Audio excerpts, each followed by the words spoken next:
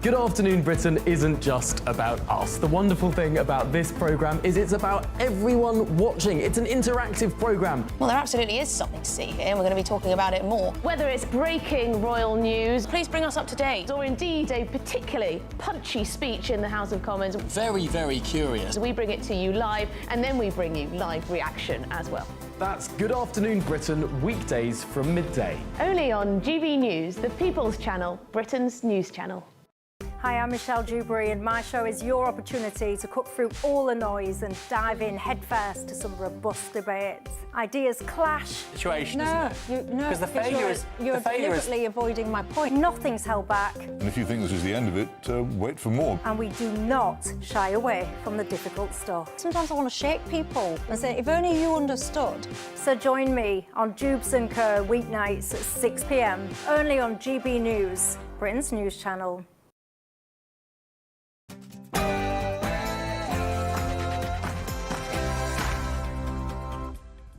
It's 9 p.m. I'm Patrick Christys. Tonight, and it firmly places Nigel Farage on the side of predators and paedophiles and not on the side of keeping children safe. a Labour minister says Nigel Farage is on the side of paedophiles. Mr. Kyle, can I have an apology, please? Yeah, Nigel demands an apology, but if only there was someone who could have prosecuted Jimmy Savile when he was alive. Anyone? Oh, yes, anyway, talking of Sir Kier Starmer. Look up and you see windmills all over the place. It's a horrible thing. It's the most expensive form of energy. President Trump humiliates the PM over net zero and...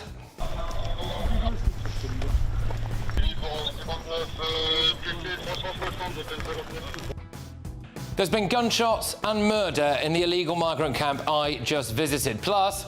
And they raise it high. The Lionesses are home with the trophy, back-to-back European champions. Amazing stuff from the Lionesses, but should they get the same prize money as the men? And...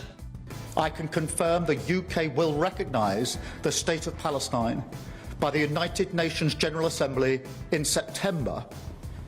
What do you make of the PM announcing that he will recognise the State of Palestine? Plus... Did 9 years with a well-time prison. I know how long you've been a tenant here. I've been here 3 years now. Remarkable story this. Veterans are being booted out of their accommodation, but for who? On my panel tonight, we have got the broadcaster and columnist Esther Kraku, senior political commentator at the Daily Express Christian Cowgie, and journalist Jonathan Liss. So, oh yes, how terrifying is this?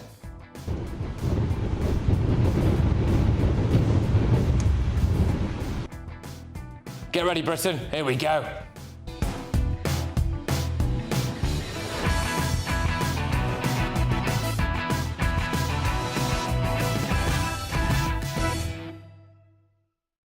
Murder in the illegal migrant camps. Next.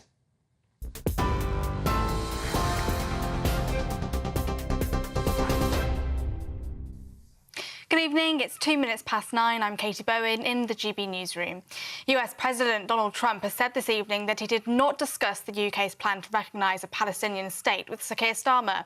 That's as the Prime Minister announced this afternoon that the country plans to recognise Palestine unless the Israeli government takes steps to end the, quote, appalling situation in Gaza. Sir Kier Starmer said he would lay the plans before the United Nations General Assembly in September. Israeli Prime Minister Benjamin Netanyahu said that the proposal rewards, quote, Hamas's monstrous terrorism and punishes its victims. He added that, quote, a jihadist state on Israel's border today will threaten Britain tomorrow. Speaking in Downing Street, the Prime Minister said that the UK will recognise Palestine unless the Israeli government takes substantive steps to end the appalling situation in Gaza, reaches a ceasefire, makes clear there will be no annexation in the West Bank and commits to a long-term peace process that delivers a two-state solution. He said that he is still working towards a ceasefire. Our goal remains a safe and secure Israel alongside a viable and sovereign Palestinian state. But right now, that goal is under pressure like never before. So today, as part of this process towards peace, I can confirm the UK will recognise the State of Palestine by the United Nations General Assembly in September Elsewhere, US President Donald Trump has said that the UK could reduce energy costs by 70% if they use North Sea oil. The president has now left Scotland after he officially opened a new 18-hole golf course near Balmedy. Speaking to reporters tonight on Air Force One, the president said that he spoke with the Prime Minister on the use of windmills, encouraging Sir Kier Starmer to get rid of them. He also said that he had had no response from Russia on tariffs. The president's comments on energy come as he earlier hit out at British taxes, saying that they are so high it makes no sense. He added that North Sea oil is a treasure chest for the UK. Nigel Farage has called the Online Safety Act one of the most dangerous pieces of legislation he's seen amid a deepening row over online free speech. Earlier, senior Labour Cabinet Minister Farage-Kyle accused the Reform UK leader of being on the side of paedophiles like Jimmy Savile as he defended the law that requires social media sites and search engines to prevent children accessing harmful content like pornography. Nigel Farage said that Mr Kyle's comments were below the belt. And a 3-minute silence took place earlier today to mark 1 year since the Southport stabbing attack. B.B. King, Elsie Stancombe and Alice De Silva Aguiar were murdered by Axel Rudder-Cabana at a Taylor Swift dance class in Southport on the 29th of July last year. He attempted to murder 8 others. Earlier, Prime Minister Sir Kier Starmer said the nation stood with the families of the 3 victims. Those are your latest GB News headlines. Now let's go back to Patrick. For the very latest GB News direct to your smartphone, sign up to News Alerts by scanning the QR code or go to gbnews.com/alerts.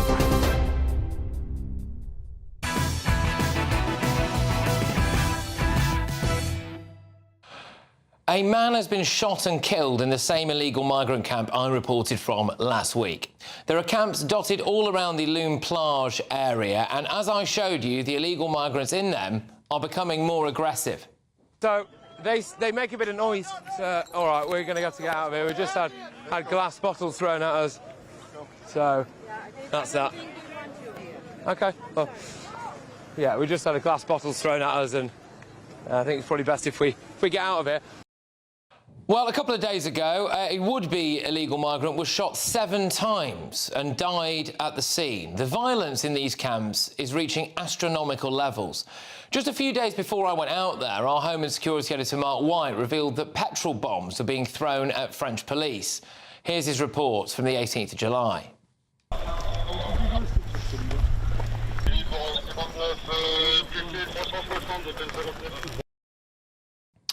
The latest shooting is the 3rd deadly incident in the migrant camps in less than 2 months. In mid-June, there were back-to-back shootings. 3 people were killed and a woman and a 2-year-old child were injured.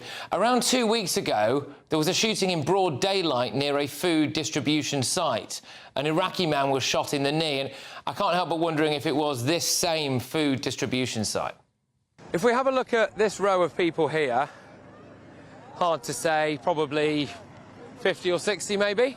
That's the equivalent of maybe 1 boat of people. And there's another group just behind there and everything.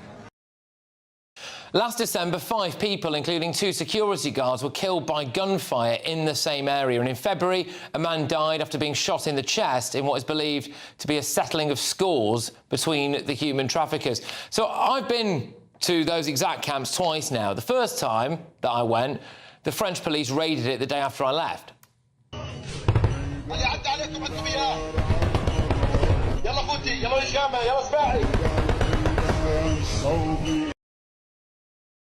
And then last week, which you'll be looking at now, as I was on my way back from northern France, a smaller number of police went in again. There is an Iraqi man quoted in an article about the latest shooting. He witnessed it, and he's quoted as saying this: "The guy who died here yesterday was killed by 18 gunshots. There are too many weapons here, and yet this is Europe. It's not my country." I am convinced that French police, British authorities, Interpol and Europol know exactly who these human traffickers are. And I am convinced that they are monitoring them very closely. So why can't they stop it? Are they really waiting to try and find the Mr. Big who lives somewhere in the Iraqi mountains? Why not just go in there now, storm the place, hoover up all the weapons and get people nicked? What is stopping the French from clearing these camps. The violence is getting more extreme. And make no mistake, it's coming to Britain. Do we have to wait for someone to be executed here before someone takes action? Let's get thoughts on my panel this evening. We have got political commentator and columnist Esther Krakow, senior political correspondent at the Daily Express, Christys, and journalist Jonathan Liss. Look, I'm getting increasingly annoyed about this, not least because I am absolutely convinced that the authorities on both sides of the channel are monitoring the situation incredibly closely and have a crystal clear view of who these human traffickers are. Why are they not going in there and storming these camps? Because they can't, because that would apparently be against the human rights. Look, we don't even have to look at the situation here, which is obviously unruly, and, you know, where do they get guns? I mean, I don't even ask those questions. These people, imagine being in your community, near your schools, near your women and children, wives, mothers, all of that. What do you think? How do you think people will feel if you're having these people coming and you're supposed to paint these people as refugees that need our help and all of that, and yet look at the chaos that's going on there? That's what we need to be looking at. It's not the fact that there's this unrest. Of course, they're living in disgusting squalor. They're living in... I wouldn't want to live in those conditions, and I'm sure they're very desperate. But what motivation, for example, do the French have to keep them on that side of the border? None. Well, I get that. I do understand that. But my main gripe is this. If there was a town in Britain where that kind of stuff was happening all the time, the police, armed police, the military would go in and sort it. There is basically a town in France where that's happening, and it's on its way to Britain. Why are the international authorities not going in there and sorting it out? Well, I mean, you say that, but we know that there are gangs of different sorts in London. There are drug gangs, and we're not going in and shooting them up, are we? I suppose we know exactly what's going to happen here. We can see the playbook before us clear as day. The French are not going to do anything because they don't have the incentive. Eventually, these people will come across the channel. They'll settle in Britain. They'll bring the violence. They may even bring some of the weapons. They'll commit further acts of murder and violence on these shores. And then if we try speaking about it, we'll be investigated under the new online safety bill. That's the new government playbook. It's cover up. It's not deal with the problem. It's not deal with the problem at source. It's not deal with the problem when it arrives here, because politicians across Europe have not just given up caring. I don't think they're psychologically capable of caring because, for whatever reason, they don't think it affects them, or they're more interested in international human rights or whatever. It's just complete chaos. We've been betrayed, and it's not just us who've been betrayed, it's the French people. It's people across Europe, and I don't see anything changing regardless of what happens with this violence, if it escalates, if it declines, if it comes over here, if it stays in France. This is here to stay unless we get radical. What a national embarrassment that is for the French, for Interpol and for Europol if they can't go in and clear that camp. Jonathan? I honestly don't understand why, if there is violence being perpetrated in those camps, so the French police can't do something about it. I share that sort of perplexity that you're expressing. There are obviously violent elements in those camps. We know that because they are run by some of the most violent gangsters in the world. And we've had this conversation. Led to believe are refugees. The one thing that we can all agree on, I suspect, around these panels, is that the gangs are really, really bad people, and they're making a lot of money that they shouldn't be making, and that they need to be crushed. That's something that we can all agree on. Obviously, what comes next is something that we disagree on. But I see no reason why the gangs can't be dealt with. But these are not the gangs. These are their customers. Anyway. The gangs are not like... I mean, they're not even make up 10% of these camps. They are sitting cushioned. I mean, literally, estimates of how much these gangs make monthly in revenue is over £1 million. They are not the people in these squalid conditions. These are their customers. These are the people that have somehow found their way out of destitution and got together 3,000 to 6,000 euros to pay these people smugglers to make their way from wherever they are across the Mediterranean and now soon to be across the Channel. That is the issue. And if you don't stop the demand by actually saying, if you come across on these boats, you will never, ever, ever be given asylum in Britain, nothing is ever going to change. I mean, we are not just betraying, obviously, these countries, but we're betraying these people as well. That's not stopping the demand. People want... Look, the demand is unchanged. People want to come here. That's the demand. They shouldn't be coming here via those routes. I completely agree with you. Why? They should be given safe and legal routes to do so. No, they shouldn't. No, we should choose... I'm sorry, no. But the demand is there. People will want to come here, whether we like it or not. That's the thing that you can't stop. You can change... you can stop people coming here. Well, if you come here and you go to a different place that you're not expecting, you're not going to try it. I would argue By the way, the Australians did this. I would argue the way that you could change the demand is by reducing the incentives. But Christine, if I was Kier Starmer and I was looking at this now, and I was seeing the sheer, or our intelligence services, and I was seeing the sheer sheer level of violence that's taking place currently in those migrant camps, and you do see it and you know about it and you know that that's on its way to Britain, why do you have to wait for someone to get touched here in this country by that? Why can't... Is there not... can you not declare a national emergency and stop it happening? I mean, that's what I do. It's people what...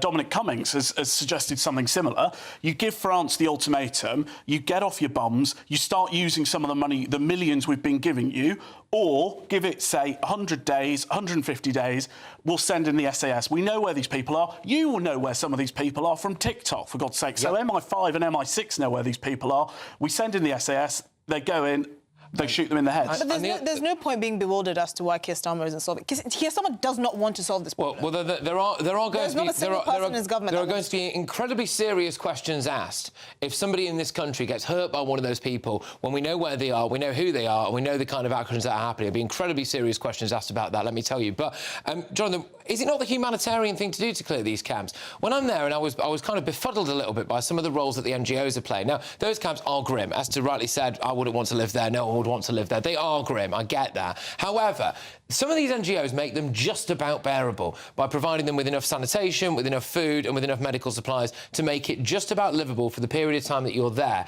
Should they not stop that, and should the police not clear the camps? Because as long as they can make those camps livable for people, people will come and they end up getting shot by human traffickers and end up being able to make their journey across to Britain. So is it not the humane thing to do to shut that camp down? Well, look, I mean, you have... As we were saying before, there are people who want to come to Britain, they don't want to stay in France, and you can debate the rights and wrongs of that, but that's just a fact. So those people are congregating on the beaches hoping to get to Britain. So what do you say about that? Do you say that we owe those people, or the French or the authorities, whatever, owe those people nothing at all, or that NGOs shouldn't help those people? Yes. They should just be allowed to sort of starve, or what? Or do you say that you treat them as, you know, refugees in other places, and you have refugee camps, and that you enable them to have a basic standard of living? But why can't it be refugee camps elsewhere? That's a separate issue, Esther. They are there. It doesn't. We're not debating whether it's a good thing or a bad thing there. They are. But you can't move them. This is the thing, because we're in this lattice of international laws and human rights lawyers and this charity industrial complex that you can't physically move these people. That is the problem. We can scatter them, and then they'll end up finding the nearest five-star hotel that the local council will be willing to pay for. That's the problem. I mean, the French police did already dismantle the jungle a few years ago. That was and huge. They're right back there. But this is it. I want to know what our intelligence service is doing about this and what kind of pressure we're putting on the French politically and in terms of intelligence as well. Because if I'm over there and we can track down human traffickers, and then we see that there's this escalating, and it is escalating, this level of violence and the level of threat, and the fact that we know that our security services and the French security services are tracking these people and they know what they're saying and they know what they're doing, what is it going to take to act? Why are they letting it run and run and run so they can have this idea about we're going to go to the Iraqi caves and get Mr. Big? The British people don't want that. You want it stopped now. No, but I suppose the argument would be that the financial incentives are so great that we could take out, you know, a people smuggler, one of the big kingpins in France, and he'd be immediately replaced by someone else. So maybe it is just better. But they're not there, the police. See, this is the thing. They're not there. Having been there twice, you know, you would have thought that there would be patrols 24/7. Where are the French police disrupting all of this? They're not. And is it not incumbent on our Prime Minister to be... If I knew that there were violent people who are armed to the teeth that do not adhere to the same kind of rules and regulations and laws and cultural norms and everything that we do over here, and that they are both killing people in France and sending people over here that could well have weapons with them, I would feel it necessary, when I'm stood next to Emmanuel Macron, to raise that with him. Well, but the thing is, it's because they're not willing to contemplate a strategy that would do this. So we hear many people on the left saying, oh, try and rehabilitate drug users, for example, so you can cut the demand, get them the help that they need so they come off drugs, and that's how you tackle it. And for many people on the left, this is the solution. But for some reason, that logic doesn't apply to people smugglers, many of whom, you're right, it's just like whack-a-mole. You take one kingpin off, and then the next guy is ready to take his place to make £1 million a month. That's the point. There needs to be no market for this. The reason, of course, there needs to be no market for that, and the reason you sort of take away the market is by providing a market yourself, which is a safe and legal route for asylum. Hold on, there is no market. If you are coming across on small boats, if you are flying via drone, if you are parachuting yourself from bloody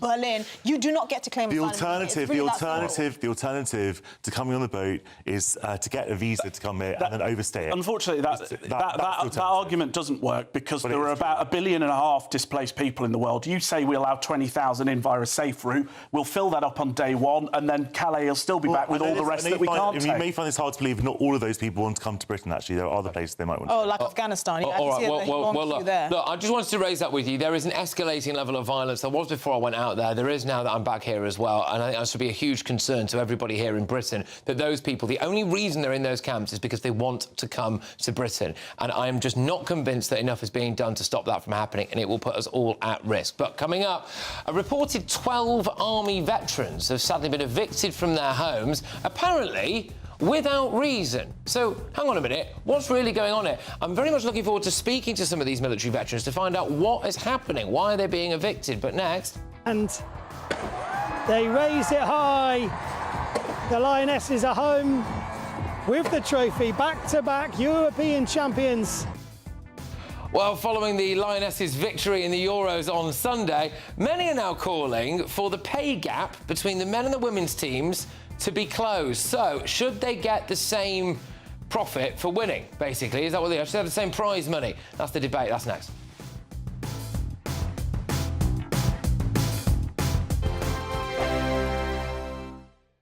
Westminster, the ultimate clique. And you're fighting like rats in a sack. But here on the Camilla Tominey Show, we ask the questions the establishment media is too scared to ask. OK, let me ask you a straight question, because I know you're a straight-talking politician. Whether it's net zero, illegal immigration or law and order, nothing is off-limits. You had the power then.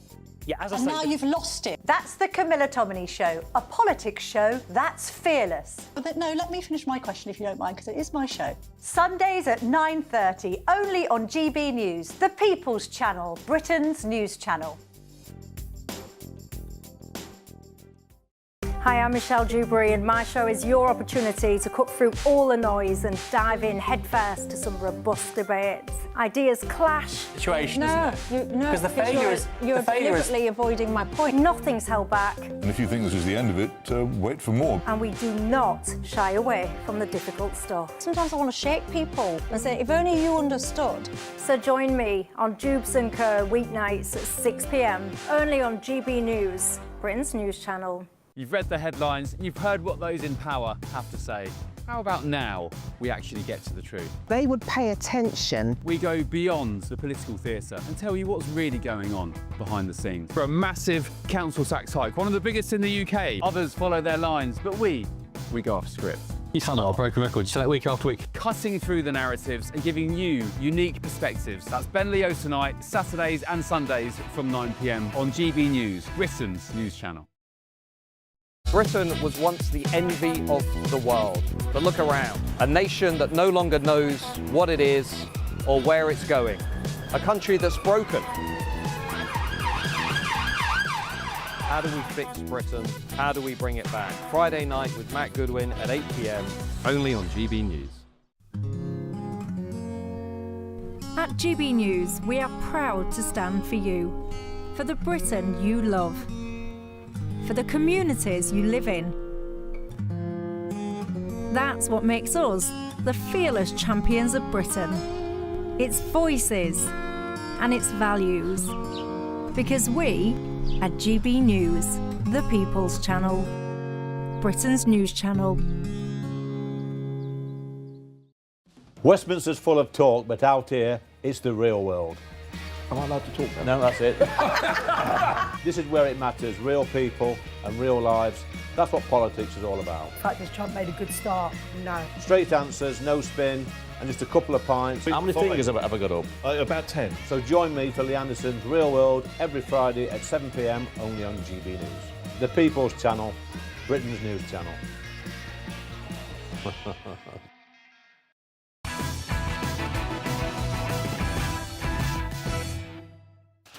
Welcome back. Well, coming up, taxpayers, you, are paying for Somalis to learn to speak Somalian.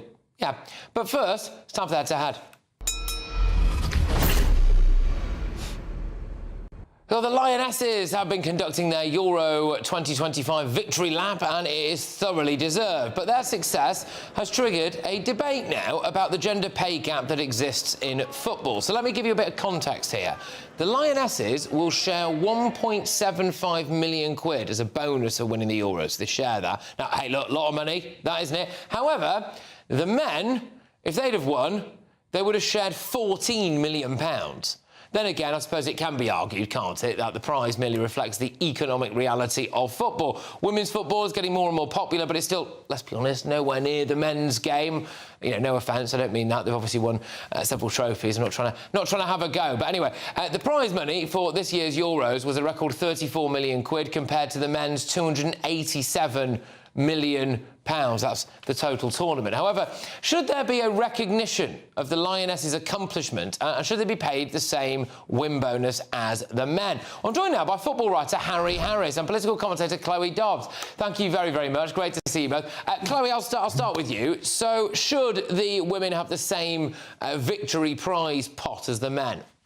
No, absolutely not. I mean, it's an absolutely bonkers argument to suggest that the women who have far fewer people watching and hence far fewer sponsorships and money going into it, that they should end up with the same amount of money. You can argue that they put just as much work into their training as the men, but that argument doesn't really stack up when you compare it to other sports where athletes work incredibly hard and often don't get any money whatsoever and still have to work full-time jobs. I do a niche sport, flat water marathon kayaking, and one of the women in my club, she's been to world championships year after year after year. She's won medals and she's had to work a full-time job the whole way through it. So if you're basing the amount of money an athlete gets off of effort that they put in, well, then you should have every athlete across the country who's at the top level earning the same amount. But that's not going to happen in reality, is it? OK, sorry, there is just one thing I have to come back to there, Chloe.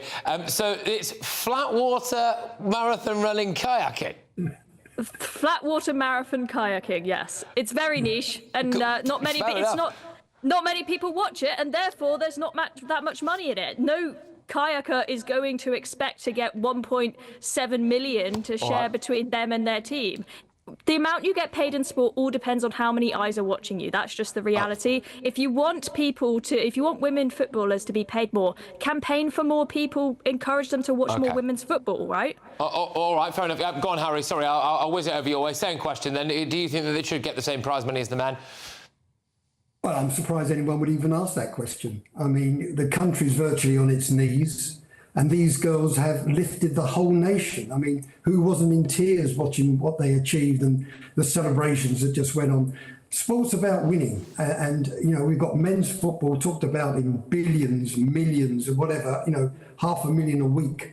Some of the footballers are earning, and it's just a nonsense because our men's team, haven't won anything since '66. This women's team is the first team to win a major trophy abroad. And, you know, we shouldn't be making the same mistake as we did with the '66 team.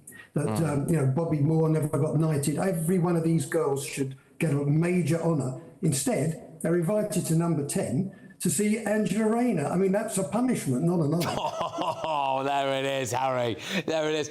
Just quickly, Harry, I'm assuming we'll know more about this than me. When the men were runners-up at the Euros, did they earn more money than the women got for winning it twice?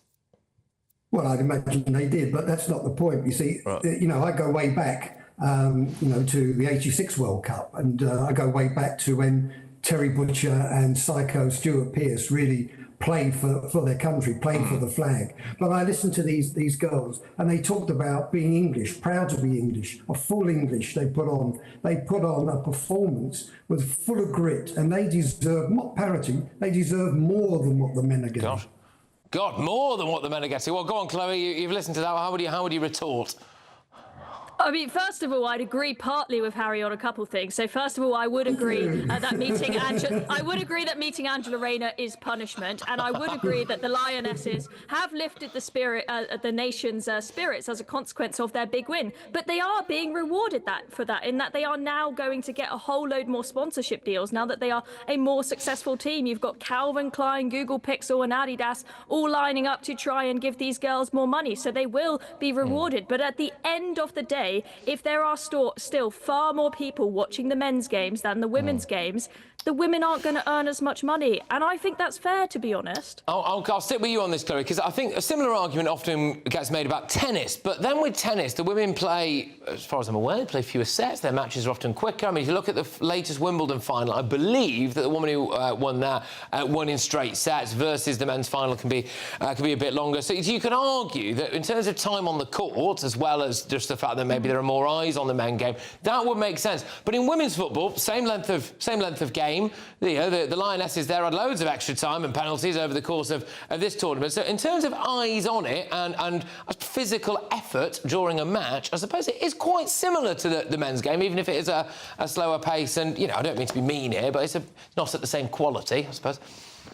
Well, I mean, you've just explained there why there are fewer people watching it. Yes, they may have to sit and watch it for the same period of time as the men's match, but people aren't going to watch it as much if it is slower pace and lower quality. I'm far more interested usually in watching tennis than watching football, to be honest, because the points are scored far more often than in football, where the ball just moves about the middle of the field for ages. And I will admit, even though I love seeing women doing well, I'm a woman, I love seeing women doing well in sport, I far more enjoy a men's game of tennis. It's more exciting. It's more powerful, it's more speedy. There isn't all the annoying grunting as well, which I don't like. So fewer people tune in, that's just the reality.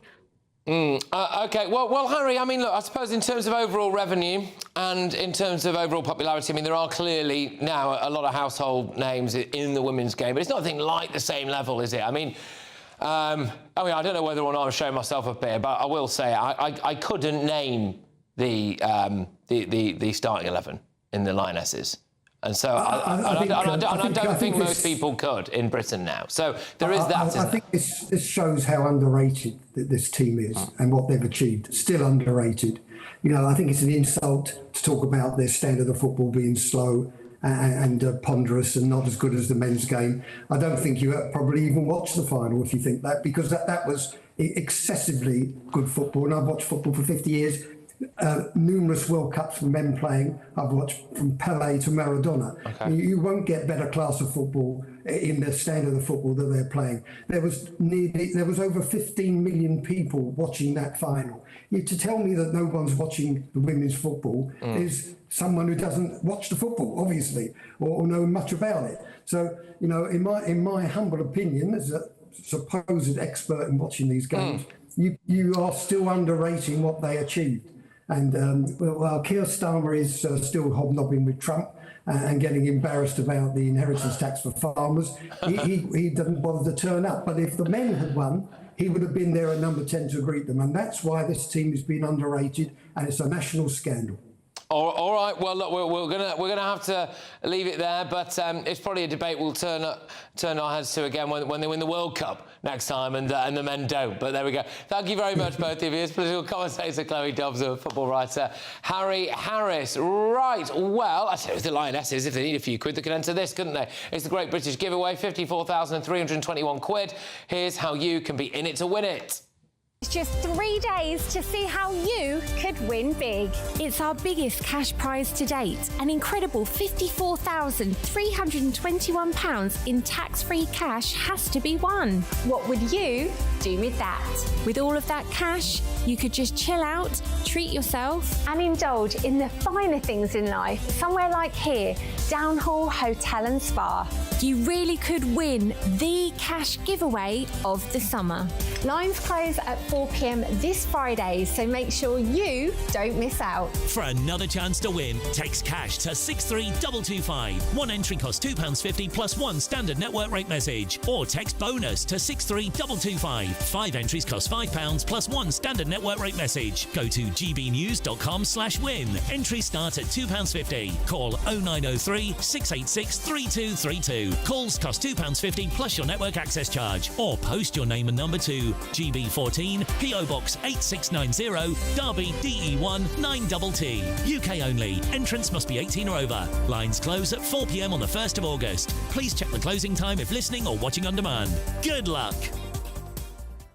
Good luck. Well, coming up, one local council is making taxpayers fund mother tongue courses in Somali, and Arabic for second and third generation immigrants. Can't fill in your potholes, though, but they'll pay for that. What's going on? But next...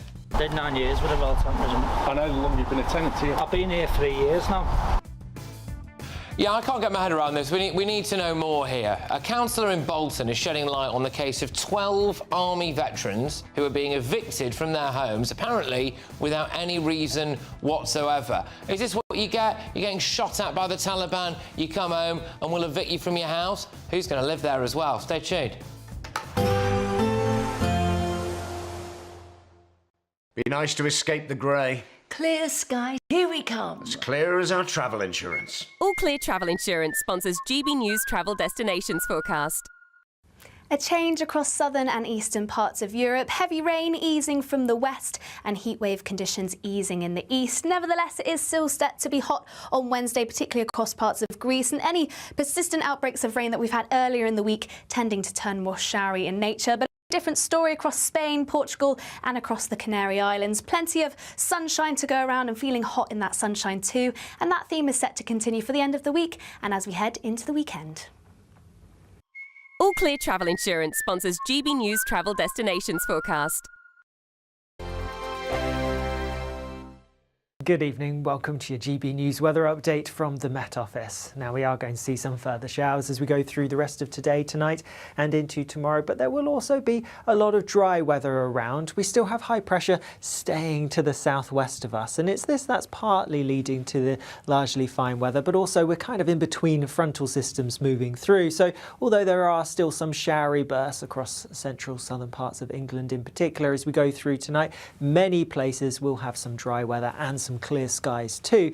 Where we see those clear skies, particularly towards the west but also the east, we could see a few pockets of mist and fog developing, but temperatures not dropping a huge amount. It is going to be a relatively warm night for most of us. Then taking a closer look at first thing tomorrow morning, and quite cloudy across many parts of Scotland, a few showery bursts, nothing particularly heavy, and there will be some brighter breaks, particularly towards the Western Isles and maybe some parts towards eastern Scotland too. Across Northern Ireland, it's looking bright to start, but there is some clouds, some rain waiting to push in from the west, and then across much of England and Wales, a pretty mixed picture. Some showery bursts here and there, but also some brighter sunny weather, particularly towards the southwest, and also parts of East Anglia and Lincolnshire should have some decent sunshine first thing. Then as we go through the day, further showery spells of rain, particularly across eastern parts. Here they could turn a little bit heavier across parts of eastern England in particular. A slice of sunshine for some western areas, and in that sunshine feeling pretty warm with temperatures peaking in the low to mid 20s for quite a few of us, but some cloudier, wetter weather coming in from the west later on. Then looking ahead to Thursday, and a swathe of fairly hefty showery rain looks set to push its way eastwards across southern parts, and this could bring some thunder, could bring some heavy downpours, perhaps could cause some problems. A few showers likely further north. A few showers still possible on Friday, but by the weekend, by Saturday, it's looking drier for many of us. See you later. 5 hosts, 5 opinions, 5 fearless debates, 5 unfiltered takes on the day's news. 5 reasons not to be anywhere else on Saturday night. This is the Saturday 5. You got me. You got me good there. Britain's biggest Saturday night TV show. It's not a bad brand. Yeah. Uncensored. Very, very racy tonight. On the unpredictable. What did she say? Can you translate it for us? And always entertaining. And how can a country go from being led by William Wallace Saturday nights from 6 p.m. only on GB News, the People's Channel. Britain's news channel. You're going to want to stay tuned, trust me. In the GB Newsroom, we bring you the news as it happens. With our team of dedicated journalists across the UK, we're ready to keep you up to date with what's happening every half an hour, every single day. Bulletins here on GB News, the People's Channel, Britain's news channel.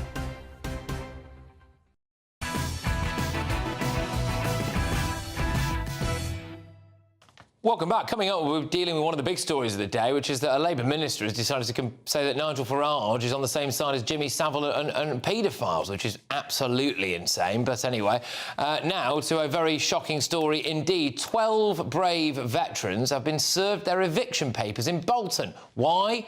Well, we don't know. Seriously, no reason. Apparently, a letter hit the doormat and told them to get out in a month. And the real question is, who's moving in, of course?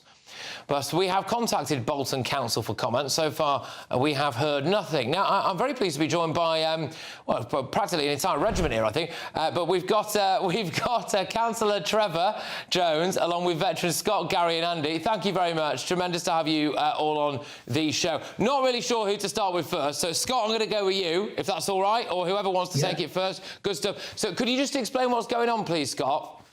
Yeah, well, all we got served the eviction notice a couple of weeks ago. No explanation, nothing. It told us that we're out by September. No help to get any of the properties, nothing at all. We're supposed to be in supported accommodation. We've all got PTSD, and they've done nothing whatsoever for us.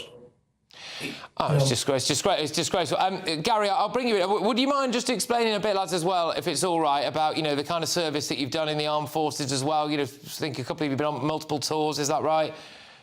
Yeah, I joined in 2004. I did 9 years and then 6 years in the reserves. I did 2 tours of Afghanistan. I was in Operatic 11 and 16 with the Royal Tank Regiment. Yeah, and then I come here a couple of years ago because I was suffering with my mental health. I had a failed suicide attempt. So, yeah. Walking with wounded moved me here. All right. Well, I will just say, if you don't mind me, I'm very glad that you're still with us in more ways than one. So. Yes, and Andy, can I just ask? So the letter hits the mat, does it, Andy? And it says what? You've got to be out of this accommodation, and there's no reason given, and are you just going to be homeless soon? Well, I asked the question, what's the reason for it? They didn't have an answer. I asked them what they've got in place for us if we do get evicted. They still didn't have an answer. They said we've got 2 months to do whatever. Like, stress levels in this building with all the boys and girls in here is just so high at the moment, you know what I mean? I'm 53 at the moment. If I get made homeless, I don't know what I'm going to do. I've got no family now, you know what I mean? So I'm going to be stuck. It's just absolutely shocking. Well, Trevor, as a councillor, I'm assuming that you've done your best to try and find out exactly what's going on. Who's responsible for this then? Is this the local council? What's happening? Well, I just got a call off these guys a week and a bit of just over a week back saying, could I get involved because nobody's taken any interest. We've been served eviction notices and they want us out. So I was honoured to come and help them. Obviously, these lads have put their life on the line for the country, and this is how they're treated. It's absolutely abysmal. It's horrible. And I couldn't wait to get involved. Come over here, the full story of what's gone on, and it's just depressing. I tried to speak to the Housing Authority. They don't want to know, to be honest. They said, we'll get back to you. Spoke to Bolton Council, and I think, to be honest, they've been trying to keep it a little bit quiet and us doing what we've done, especially with the video, what's gone viral. I think we've got the message out there. I honestly think... Well, I think you've done the right thing. I think you've done the right thing. And let me tell you, you know, in my experience of this stuff, you know, sometimes I think the worst thing you can do is go quietly because that's what they want, right? And so I think you've done the right thing putting yourselves forward. Trevor, I'll just stick with you for now. Do we have any idea what's going to happen to this housing? Why do they need the veterans out? Well, from what I'm hearing, they've only got 12 of the 20 flats occupied, which says they want the full 20. Now, if they can't fill it up with veterans, it's easy to ship them out, fill it up with whoever, and you've got the full 20, you've got nearly double the money you're getting now. If that's the case, it's pretty a sad state of affairs that you want to throw these lads on the road just to go and get extra money. And that's what it's looking like from this housing authority, I'll be honest. Well, Scott, how does it feel to have served the country, to have been willing to put your life on the line, and obviously suffer the consequences both mentally and physically, and to then be treated like this? Well, like you say, it's just all very stressful at the moment. I mean, we've all got the PTSD. The place itself that we're living in is an absolute mess. It's not been cleaned. They don't decorate. We're living in an absolute horrible situation. And now they're trying to throw us out. They're supposed to be here supporting us. We're not getting no answers of nobody. We're not getting nothing. Luckily, Trevor's got in touch. He's helping us. We're getting reaction from a lot of people supporting us. You know, we are veterans. You know, we've not come over here in a boat. We've served our country. We're getting nothing. The country is going, it's abysmal at the moment. You know, and it just doesn't seem that they care. But if you come across in a dinghy without a passport, then there you go, there's a hotel, there's money, do whatever you want. They haven't got a clue who they're letting in the country. We are veterans, we're part of the country, and we've got no rights, we've got nothing. Yeah, and also the idea that you couldn't find any more veterans who need housing to fill up the remaining units in that is absolutely ridiculous, because we have veterans lining the streets, unfortunately. Gary, I'll just go to you on it. Knowing what you know now and the way that you've been treated, would you do it all again? Would you fight for Britain? Yeah. Yeah. Of course I would, yeah. I love the country, it is. Yeah, I'm proud to be a soldier, but yeah, I'll do it, yeah, because... Yeah. Yeah. It's good Can I just say also, over the last few days of knowing these lads, because I didn't know them from, before the last couple of weeks, I've noticed the relationship they've got with each other. And if you think they're all suffering from PTSD and they put it together, I've noticed Gary helps another couple upstairs, and there's more veterans downstairs, and he's kind of been like a caretaker for these people. And if you're going to split them up by moving them out all over, obviously they've lost that kind of comradeship link. Absolutely. Which obviously helps them. PTSD. Well, look, it's slightly, we could do a whole show on this, but I want to say, just before I let you all get going, we're not going to drop this, all right? We need answers. You need answers. The council's going to have to give us answers. We cannot have it as a situation here in Britain, and certainly not on GB News' watch, where several brave veterans who are also, going through some stuff with PTSD as well, can be turfed out like this without any notice, and it's not right. And I know that there'll be an army of people behind you watching and listening to this who will not stand for it either. So let's stay in touch, all right? And when we come off air and tomorrow and stuff, I'll reach out to you again. But take care, and please do keep going, lads, all right? Please do keep going. Can I just say a thank you to all the people that have supported us? Yeah. Absolutely. Thank you. And thank you for what you've done for Britain as well. Take care. All the best. We'll speak soon. Councillor Trevor Jones there, along with... All right, guys. All right, take care. We've Scott, Gary and Andy as well. Lovely stuff. All right, grief. That winds me up so much, that. Yeah, I mean, we've reached out to Bolton Council, reached out to Qualitas as well, who are apparently the housing provider, so we'll wait to hear back from them. Anyway, look, coming up soon at 10 p.m. Mr. Kyle, can I have an apology, please? Well, it's on, isn't it? There's a massive fight now between Nigel Farage and Peter Kyle. I mean, ridiculously, that Labour minister decided to accuse Nigel Farage of being on the side of Jimmy Savile. Farage is demanding an apology. So there we go. But next, one local council is reportedly offering taxpayer-funded courses in Somali and Arabic for people who are Somali and Arabic. What's going on there? Stay tuned. Welcome back to Britain's Newsroom with Andrew and Beth. Hello everyone, Patrick Christys here. I'm Michelle G. Britain's News Channel. Access the stories that matter to you. Take the GB News family with you on any device. And as long as you have an internet connection, tune in to GB News anywhere on the planet or beyond. GB News, the People's Channel, Britain's News Channel.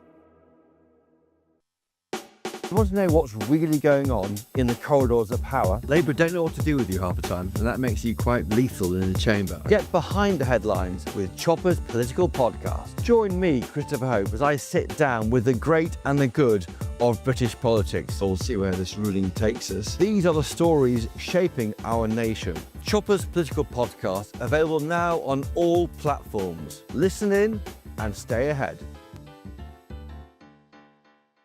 Westminster, the ultimate clique. And you're fighting like rats in a sack. But here on the Camilla Tominey Show, we ask the questions the establishment media is too scared to ask. OK, let me ask you a straight question, because I know you're a straight-talking politician. Whether it's net zero, illegal immigration or law and order, nothing is off limits. You had the power then. Yeah, as I and say, now you've lost it. That's the Camilla Tominey Show, a politics show that's fearless. But no, let me finish my question if you don't mind, because it is my show. Sundays at 9:30, only on GB News, the People's Channel, Britain's news channel. Good Afternoon Britain isn't just about us. The wonderful thing about this programme is it's about everyone watching. It's an interactive programme. Well, there absolutely is something to see here, and we're going to be talking about it more. Whether it's breaking royal news, please bring us up to date, or indeed a particularly punchy speech in the House of Commons. Very, very curious. We bring it to you live, and then we bring you live reaction as well. That's Good Afternoon Britain, weekdays from midday. Only on GB News, the People's Channel, Britain's news channel. In the GB Newsroom, we bring you the news as it happens. With our team of dedicated journalists across the UK. We're ready to keep you up to date with what's happening every half an hour, every single day. Bulletins here on GB News, the People's Channel, Britain's news channel. Westminster's full of talk, but out here, it's the real world. Am I allowed to talk No, now? that's it. This is where it matters, real people and real lives. That's what politics is all about. In fact, has Trump made a good start? No. Straight answers, no spin, and just a couple of pints. How many fingers have I got up? About 10. So join me for Lee Anderson's Real World every Friday at 7 p.m. only on GB News. The People's Channel, Britain's news channel.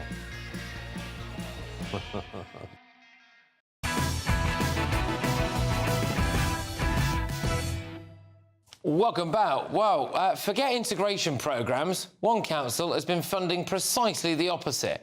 So, as you can see via this table here, between October 2019 and March 2020, Tower Hamlets Council in East London has used taxpayers' money to teach second and third generation immigrants to brush up on their Somali, Bengali and Arabic language skills. Well, I'm sure the residents of Tower Hamlets appreciate their money being spent on this. Are there no potholes that need filling in? Are there no local care centres that need funding? Anything like that? No. We've got to teach second and third generation people how to speak the language that, frankly, their parents should have just taught them. But I'm joined now by political commentator Aman Bagar. Aman, thank you very much. Always a pleasure. Should the taxpayer be spending money on people who are really from Somalia learning how to speak Somali? On the contrary, I think what we need in this country is a far greater emphasis on learning the English language. But going back to Tower Hamlets about this, I think, look, Tower Hamlets is supposedly so-called London Borough Tower Hamlets. I think it's the greatest example of Blair's failed multicultural experiment that's been imposed on the UK for the last 3 decades. I mean, let's break this down. Tower Hamlets, the largest, greatest amount of child poverty in the UK, more than 30,000 people on the housing waiting list. And not just that, they've just recently employed an officer at £40,000 a year to supposedly welcome Afghan refugees or Afghan illegal migrants into homes procured by the local authority at cost to the local council taxpayer. This is a borough that has the largest proportion of people in the UK, anywhere in a borough, that do not speak the English language as their first language. There are 8% of people who cannot speak a word of English in Tower Hamlets. Surely that's where the money should be going. Look, I would argue that it's about time that this Tower Hamlets place, you know, it's got a long, unfortunate history of bad governance, of corruption. It should be put into special measures. Otherwise, it ought to be just renamed as Greater Dhaka. Right, OK. I mean, I do think their most famous export is actually Shamima Begum, isn't it, Tower Hamlets? But, I mean, is it not also fundamentally the responsibility of parents? So, like, for example, my dad comes from Greek heritage, but he was born here. If I wanted to learn Greek, I wouldn't expect the taxpayer to fund that. What's going on there? Well, indeed. I mean, look, when I first arrived in England, I came on first day in primary school speaking just 2 words of English. And you know what? Here I am today in front of you, making the case that, look, the English language is what unites us as Britain. And it's about time that we conserve Britain as Britain and not, you know, let it be turned into this dystopian versions, you know, this so-called UK. It simply is not on. But look, taxpayers' money, again, going into all these things, this is, you know, again, the work of leftists, peddling this whole diversity is our strength brigade. It really isn't. National unity is our greatest strength, and that comes through a shared language, and that is English. I mean, look, as a family, we taught our two children here both Punjabi and Hindi. And of course, we did that as a family. But as a community, you know, there are dozens of gurdwaras up and down Britain that have weekend Punjabi language classes. And that's the approach that should be taken to preserve both heritage and this place that we call our home. I mean, look, for me, it's a very simple matter, Patrick. If English is not being treated as your first and primary language, and you're far more interested in your mother tongue, then surely you should be in your mother country and not here in England. Well, there you go. Aman, look, thank you very, very much. It's always a real pleasure to speak to you, in whatever language, actually. Aman Bagala, political commentator. Take care until next time. A spokesman for Tower Hamlets Council has said our Young Community Languages programme offers free classes that help children and young people to learn a range of additional languages. It helps raise the aspirations of our younger residents and support their educational journeys. Right, well, look, when we come back, the big story of the day, really, has been that a Labour minister has accused Nigel Farage of being on the side of Jimmy Savile and paedophiles, which is absolutely rancid. And I'm going to have a little look at Peter Kyle next.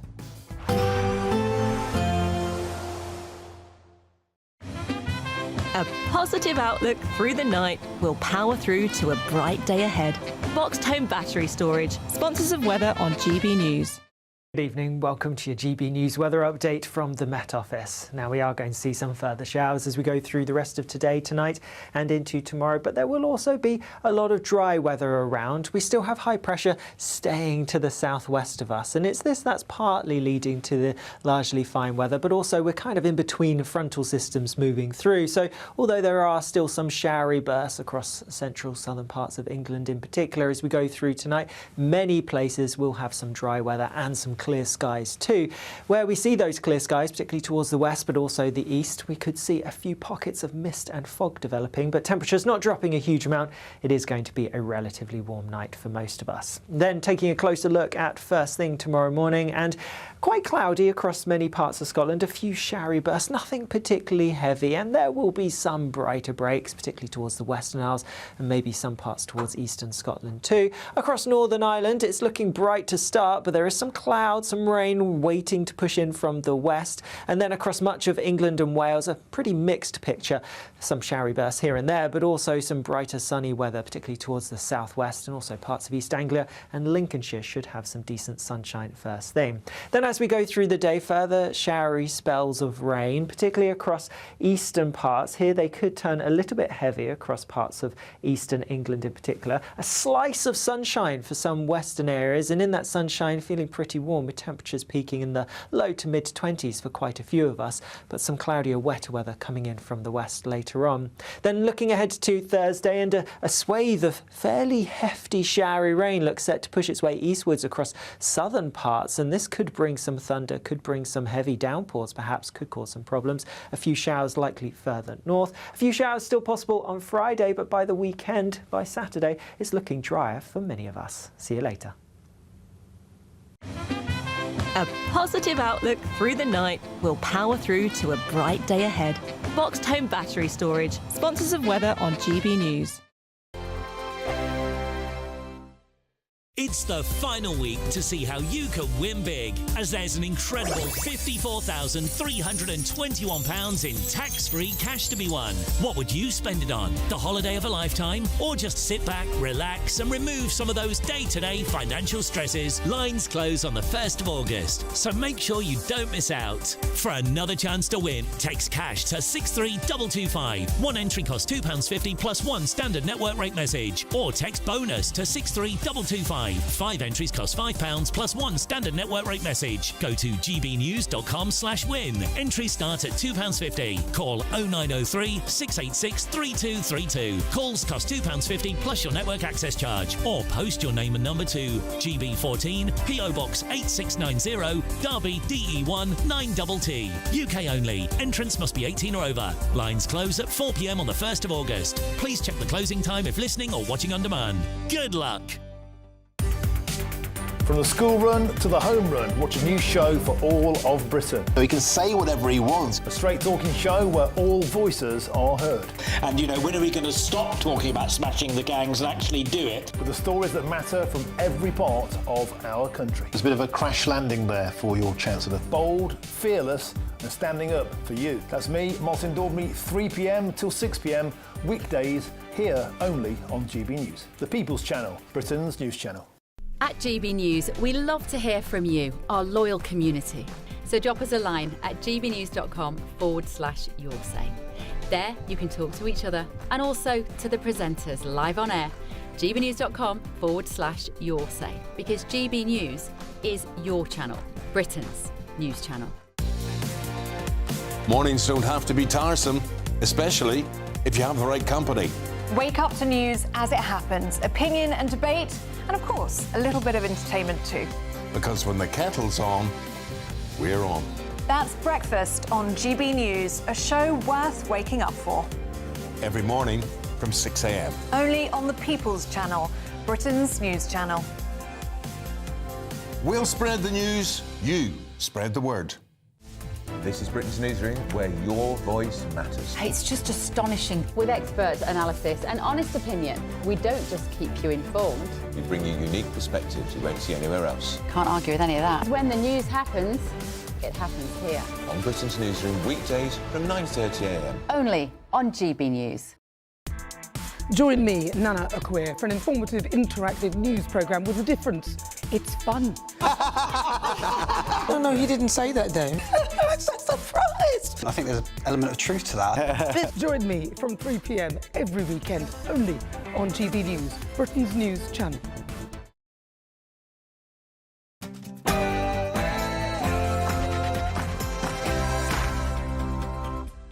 It's 10 p.m. I'm Patrick Christys. Tonight, I see that Nigel Farage is already saying that he's going to overturn these laws. If people like Jimmy Savile were alive today, he'd be perpetrating his crimes online. And Nigel Farage is saying that he's on their side. a Labour minister says Nigel Farage is on the side of Jimmy Savile. Mr. Kyle, can I have an apology, please?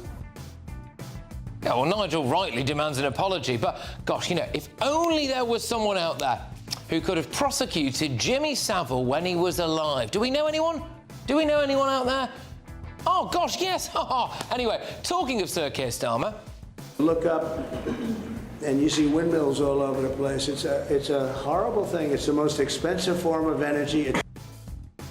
Well, President Trump humiliates the PM over net zero, and in the last few moments, the US president has said this. UK could reduce their energy costs by 70% if they would use the North Sea oil.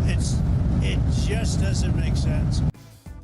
Yes, energy costs could go down 70% if we drill, baby, drill. Plus, I can confirm the UK will recognise the state of Palestine by the United Nations General Assembly in September. the Prime Minister announces the UK will recognise the state of Palestine, but tonight a furious Benjamin Netanyahu has hit back, saying Starmer rewards Hamas's monstrous terrorism and punishes its victims. A jihadist state on Israel's border today will threaten Britain tomorrow. On my panel tonight, we've got political commentator Esther Kraku, senior political correspondent at the Daily Express Christian Cowgie, and journalist Jonathan Liss, and this is absolutely terrifying.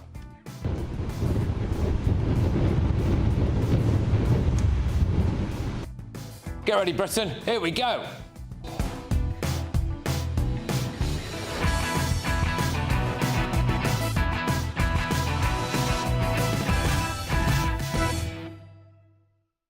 I'm not really sure Labour should be bringing up Jimmy Savile. Next.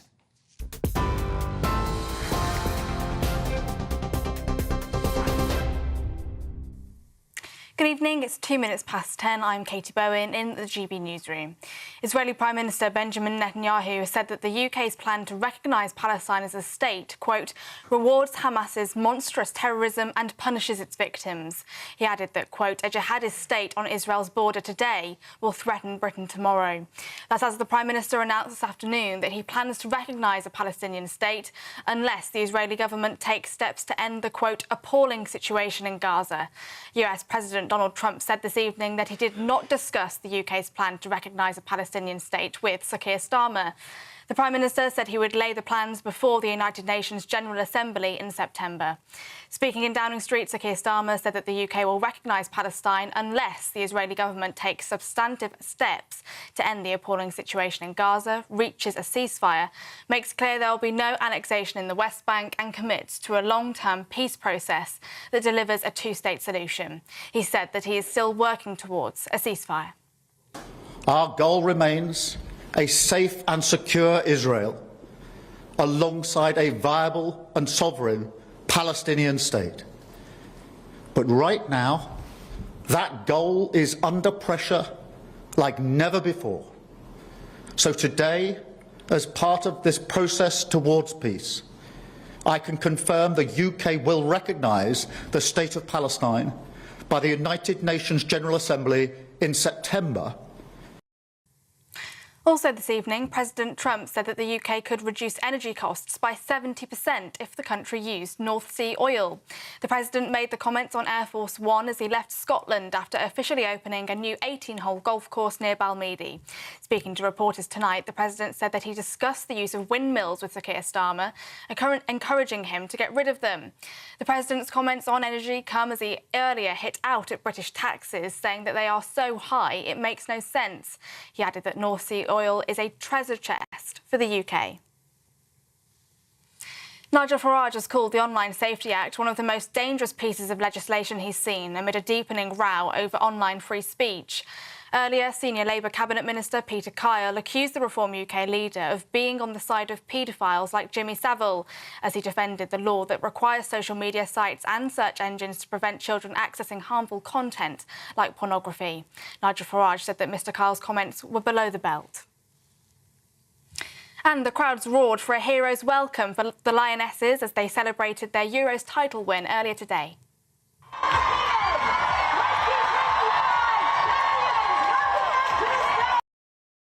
The Lionesses squad appeared on 2 open-top buses on the Mall as part of the celebrations for their historic European Championship victory. England's captain, Leah Williamson, said she was holding back the tears, while the team's coach, Serena Wiegman, said that the team won through hope and belief. Those are the latest GB News headlines. Now let's go back to Patrick. For the very latest GB News direct to your smartphone, sign up to News Alerts by scanning the QR code or go to gbnews.com/alerts.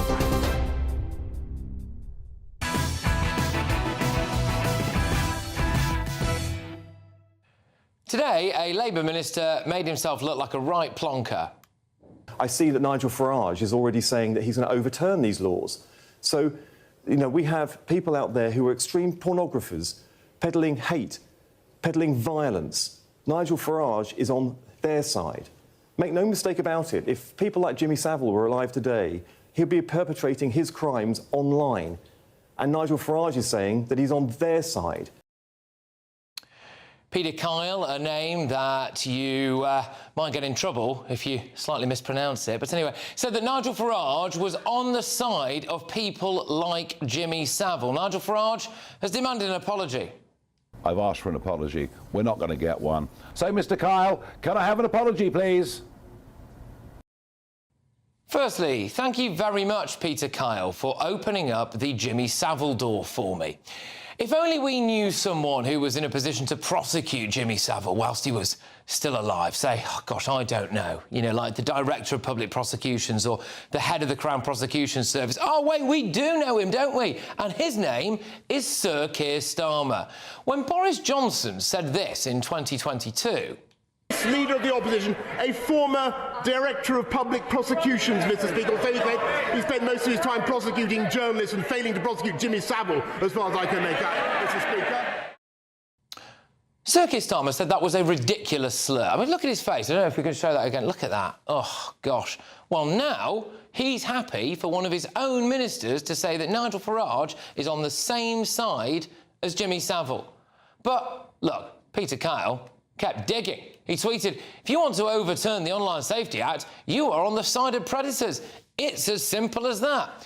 Well, unfortunately for Peter Kyle, the facts are that since coming into force, the Online Safety Act has blocked and restricted content that the Act wasn't designed for, like immigration or detail about the Pakistani rape gangs. And there it is, isn't it? There it is. It's a bit rich for Labour politicians to start claiming to care about kids now, isn't it? They didn't want a national inquiry into the Pakistani rape gang scandal, which happened overwhelmingly in Labour-run towns and cities. The industrial rape of young working-class white girls. And I can't remember hearing a single one of them complaining about a hotel full of illegal immigrants being too close to a primary school. Why is it people on the left turn up to counter-protest when concerned mothers are outside a migrant hotel after an asylum seeker is alleged to have sexually assaulted a minor? And a lot of people on the left seem perfectly content for children to be taking puberty blockers and set on a pathway to having their genitals removed. In fact, LGBT plus Labour wanted to continue to allow puberty blockers for children. Well, that's interesting, isn't it? Because on the patrons section of LGBT plus Labour is Peter Kyle. Yes. Peter Kyle is on there. Now, I don't know if he's personally in favour of banning puberty blockers for kids. He might not be. I don't know. But LGBT plus Labour certainly were. Well, I hate to say it, but it's comments like these.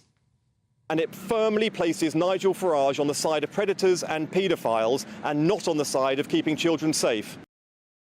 That makes you normal man and woman on the street think that our leading politicians are low IQ, intellectually inadequate, over-promoted idiots who are fundamentally unworthy of our respect.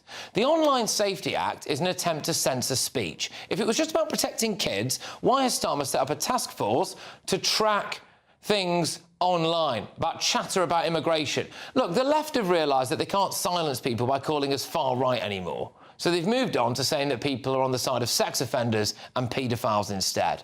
I think that Peter Kyle should be very careful about doing that. Let's get thoughts from our panel this evening. We have got columnist and broadcaster Esther Krakow. We have got the Daily Express's superstar, Christine Cowgie. And we've also got journalist and broadcaster Jonathan Liz.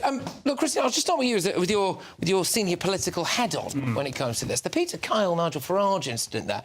Why has Peter Kyle decided to say that Nigel Farage is in some way, you know, on the side of Savile and paedophiles? Well, I think essentially it was what we might in Westminster call a dead cat strategy. You whack something so shocking down on the table that people stop talking about other things that you may not want to talk about, and Peter Kyle gets to have a big argument about the merits of the online safety bill.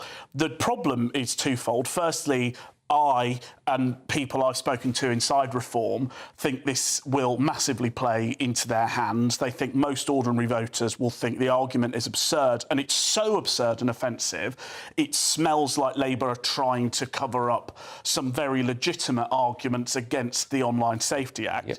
And the other point is, OK, fine. If Labour want to start talking, having political debates in these terms, in this tone, fine, it will backfire. We remember what happened, as you rightly pointed out, when Boris Johnson made similar, actually albeit better founded allegations connecting Kier Starmer's record at the CPS and Jimmy Savile. We remember how Labour kicked off. In fact, I found a tweet just this morning, Peter Kyle basically saying that Boris Johnson had incited a riot Did against he call for him Kier to resign Starmer. By any chance? I didn't find that, but he obviously have, plenty of other senior Labour politicians did. And if the gloves are off, then so be it, because I think that means that we can say whatever we want without legal repercussion. And I'm sure your lawyers will be nervous, but I personally... Fine, look, bring it on. I think it's absolutely ridiculous. I mean, that was the first thing. When I woke up this morning, I was immediately confronted by a clip of Peter Kyle saying what he said about Jimmy Savile and Nigel Farage. And I thought, if you really want to open that Savile door, then fair play. But he's stupid for doing that, surely, Jonathan? Yeah, it's not something I would have suggested, and I think it was a very foolish move to make. I suspect that Christian's right, that it will backfire on Labour because, look, I loathe Farage's politics, as you know. I have no truck with him whatsoever, but I don't think that he's on the side of paedophiles and predators for opposing a bill which is opposed by many factions on the left and the right. And I think we have to also remember that this is a bill that was drafted and legislated for by the Conservatives, not by Labour. So this is a Conservative bill. So this is not a left-right issue. And I think there are very, very legitimate oppositions to the bill. And I think that it has actually gone too far in clamping down on free speech. I'll come back to the Starmer-Savile issue with you in a second, but for me, the overwhelming thing there is that if Labour are going to try and push this line now that this is all about protecting the kids, it's about protecting the kids, well, I'm sorry, I think they can swivel, because I've just rattled off a few cases there where I don't think they were about protecting kids at all. Well, this is the thing. They cannot sling mud if their record is not spotless. And Labour are not known for being the champions of children's safety, especially in the last year alone about this debacle with the Pakistani rape gangs and how they handled it. And unfortunately, this is why the language that they use, they have to be very, very careful about it, because when you boil down this issue of giving the Secretary of State such vast powers over what basically can be seen on the internet and what can't, you can't then say anyone opposing this is on the side of Jimmy Savile. I mean, come on, that's ludicrous. Like, free speech is... There's someone... Lucy Connolly is currently serving 31 months in prison. You cannot say to people that... individuals that are concerned about where free speech is going in this country are choosing to side with paedophiles, especially given Labour's record. That's just not acceptable. I actually just honestly think it's up there with like the worst things you can ever say about anyone. Is that they're on the side of paedophiles. Well, how does it get worse than being a paedophile? Well, yeah, there's that. Being on the same team as the paedophile. Well, I mean, you mentioned Lucy Connolly. I mean, why is she in prison? Because of so-called incitement to violence. Now, what do Farage's attract? I mean, if they're going to see this as a red rag to a bull, they're going to think, oh well, if a cabinet minister's saying that Nigel Farage is basically, mates with paedophiles, then where does it stop? I mean, I could mention the fact that Peter Kyle has been in multiple selfies with Ivor Kaplan, a former Labour MP who got done in a paedophile sting last year. I mean, what does that say? I mean, do we start drawing sentences? I think that's an active case, so we don't want to... I don't know how Ivor Kaplan is pleading out. He may be pleading not guilty. If libel no longer exists, then all bets are off. Yeah, well, I think crucially for the sake of this show, it does still exist. I want to make very clear, I think that's an active case and we don't want to assume any guilt there. However... Well, how many times was Trump photographed with Jeffrey Epstein? I mean, being a photograph of someone doesn't necessarily... All right, well, let's switch ourselves on from that. Just returning to the Kier Starmer, Jimmy Savile issue here, right? So... Kier Starmer's quite successfully swerved a lot of serious scrutiny for this by people thinking that it was actually a very unpalatable thing to say, that when he was Director of Public Prosecutions and Head of the Crown Prosecution Service, that perhaps, maybe, he could have done a little bit more to at least be across the detail of how that Savile investigation was going in the first year of his time there in those roles. And that kind of all went away for him. Well, now it's back, isn't it? And maybe he should have done a bit more. He likes to claim responsibility for everyone who was prosecuted. So what about the people that weren't? Look, there were numerous reports about this when Boris Johnson made it a political football, and that was widely condemned across the political spectrum. Actually, a lot of Conservatives found it incredibly distasteful. In fact, one of Johnson's most loyal officials, Munira Mirza, resigned over it. She could have resigned over many things before that. She resigned over that at the time. And the fact remained that Starmer didn't have any sort of oversight over that prosecution. And then he actually commissioned a report into what had gone wrong, and he was absolved of any blame in that. So who marked that report, though? Well, he marked it. Yeah, who conducted that report? Because I think was it not the lady who worked for Kier Starmer? I think it was Alison Levitt. Alison Levitt, yeah. Who worked? Did she not work for Kier Starmer? Well, I mean, look, he commissioned a report. It wasn't. But it's just interesting, isn't it? Because that's quite Kier Starmer's style, isn't it? I need to buy myself a bit of time here. I'm going to commission a report. Well, then I'm going to hide behind that report. This is before he was a Labour MP. Before he was. But it's quite radioactive. I mean, I think he had his sights on politics, and if he had that stain on him, he probably wouldn't have made it anywhere near Corbyn, let alone leader of the Labour Party. And look, I do appreciate that in that report he was absolved, whatever way. By the way, that was. Oh, sorry. Just to cut across, I want to make very clear on this. I'll come back to you on it. That was Alison Levitt, who was the chief principal advisor, I believe, principal legal advisor to Kier Starmer. Yeah. So she's done it. She's done that report. Whatever, so, I mean, whatever you'd weight be gutted, it wouldn't you? You'd be gutted, wouldn't you? Like, if my producers here were asked to conduct a report into my conduct and they all found against me, I'd be absolutely mortified. The vast political consensus and the legal consensus at the time was that Starmer had not done anything wrong. There are so many things that you can criticise Starmer for. I don't believe this one of them. There was that consensus, but we also know that Kier Starmer said when he was campaigning to be Labour leader that at the CPS he took credit for the things that went right and he took blame for the things that went wrong on his watch. And one of the things that went wrong was the CPS failing to charge Jimmy Savile. So by his own words, he is, if not personally responsible as head of an organisation. And by the way, politically... he was head of the CPS when it happened. Politically... You can say the buck stops with him. You can do. The same way a minister is responsible if a civil servant doesn't mean he's somehow enabling Jimmy Savile. But the point is politically that this issue still comes up unprompted in focus groups. So why? Why did Farage-Kyle mention it when the words Jimmy Savile and British politics are most closely associated with this issue? That leads me to, and that leads me perfectly on to my next point, Esther, which is when you see someone like Farage-Kyle do that, and I don't want to have a go at the guy for getting into the University of Sussex at the third attempt. I wouldn't want to do that. I wouldn't want to do that. Honestly, I wouldn't. Hey, no, that would be really mean. That would really mean. He had a lot of trouble. Okay, fine, but we really mean to do that. But no. I'm sorry, but when you see him politically speaking, saying things like this, I think it's a lot of people out there watching now would have thought, gosh, are we being led by people who are quite low IQ on this stuff, Esther? Well, they're just... Kier Starmer's cabinet, I almost feel a little bit sorry for him because I think the pool he had to choose from was abysmal. They are educators at the Hill, many of whom went to study history at Cambridge or PPE at Oxford, and they're very not on the ball. They're extremely mediocre. I mean, David Lammy is one of them, who will forever be one of the national embarrassments of the UK as Foreign Secretary. But this is not a mistake that a minister should have made in government. This is not... Even if you accept that Kier Starmer bears no personal responsibility for how the Jimmy Savile row turns out, you should never put that man's name anywhere near a British politician when you are in government. That's an amateur mistake. From years of covering politics, from watching these morning media rounds, knowing how the briefings work, knowing what cabinet ministers are allowed to say and what special advisers think they can get their cabinet minister to say without getting told off by Downing Street, this was pre-planned. There is absolutely no way that Downing Street either didn't let him say it in the knowledge he was going to or tell him to say it as a deliberate strategy. OK. Well, Jonathan, is there a case that if we zoom out a little bit for the more sensational stuff, which is obviously, I think we've all agreed really a bit silly, mentioning Jimmy Savile and saying that like Nigel Farage and other people on the side of paedophiles and all that.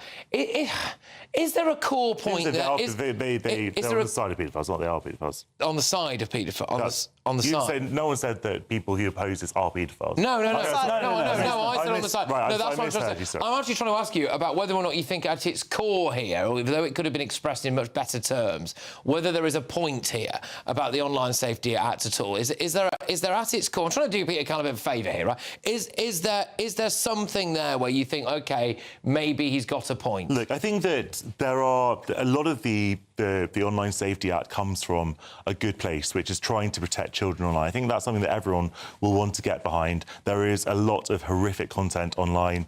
And, you know, when we were kids, maybe I'm a little bit older than you, but that was... Even when I was a teenager, you know, there was horrific stuff on the internet. Yeah. So it's kind of... That's a danger to children.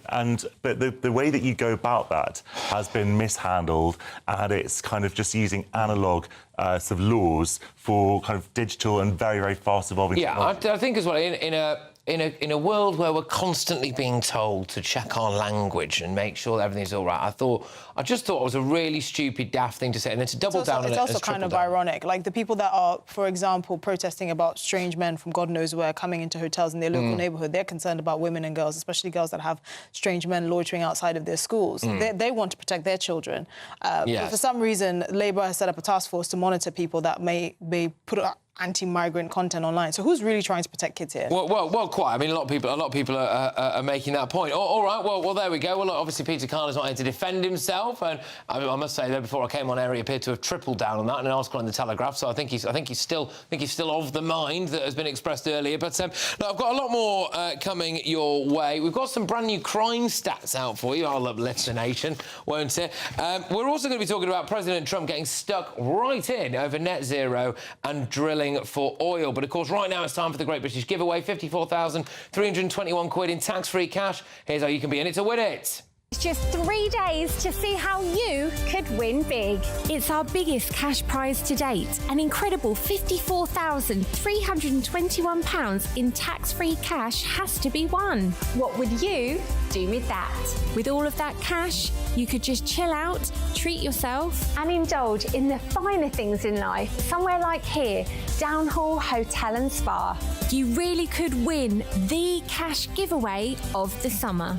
Lines close at 4 p.m. this Friday, so make sure you don't miss out. For another chance to win, text cash to 63225. One entry costs £2.50 plus one standard network rate message. Or text bonus to 63225. 5 entries cost £5 plus one standard network rate message. Go to gbnews.com/win. Entries start at £2.50. Call 0903 686 3232. Calls cost £2.50 plus your network access charge. Or post your name and number to GB14 PO Box 8690 Derby DE1 9TT. UK only. Entrance must be 18 or over. Lines close at 4 p.m. on the 1st of August. Please check the closing time if listening or watching on demand. Good luck. Well, I've got all of tomorrow's newspaper front pages, and I suspect that Kier Starmer's comments about Palestine are going to be across all of them. Do you think it's right to recognise the Palestinian state? But next... Will drill, baby, drill.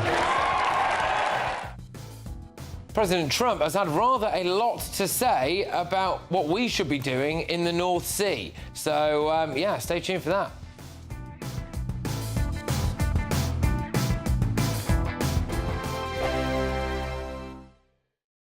Westminster's full of talk, but out here, it's the real world. Am I allowed to talk now? No, that's it. This is where it matters, real people and real lives. That's what politics is all about. The fact that Trump made a good start, no. Straight answers, no spin, and just a couple of pints. How many fingers have I got up? About 10. So join me for Lee Anderson's Real World every Friday at 7 p.m, only on GB News. The People's Channel, Britain's news channel. Good afternoon, Britain. Weekdays from midday.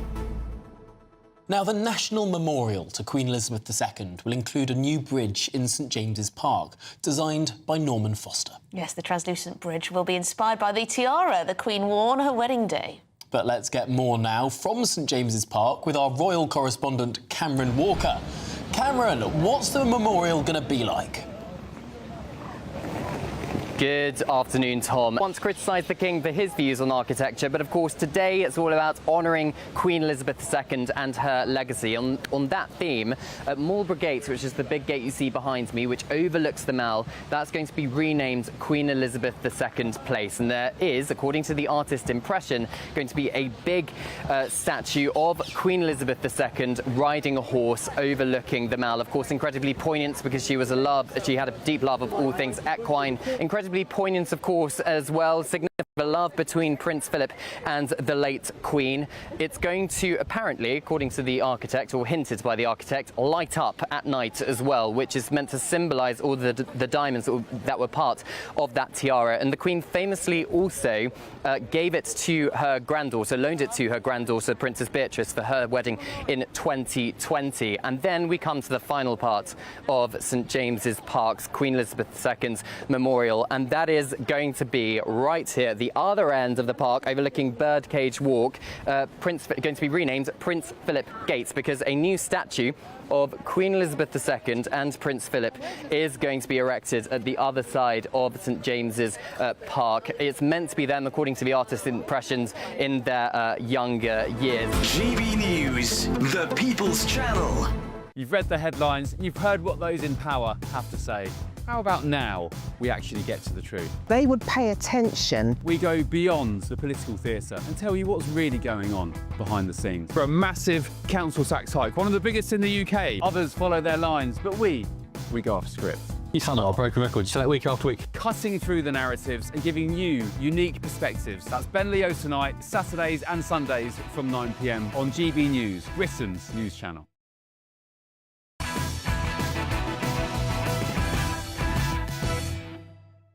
Welcome back to Patrick Christys tonight. So, Donald Trump has concluded his 4-day trip to the UK, but made full use of his time here to tell us exactly what he thinks we're doing wrong. One of those areas is energy and oil. And in fact, moments ago, aboard Air Force One, where GBNews' very own Bev Turner is right now, he laid into the government for not using North Sea oil and instead opting for wind energy. They have the greatest, among the greatest reserves. It's tremendous, and they're not using it. Instead, they're putting up these stupid windmills. It's so crazy. UK could reduce their energy costs by 70% if they would use the North Sea oil. It just doesn't make sense.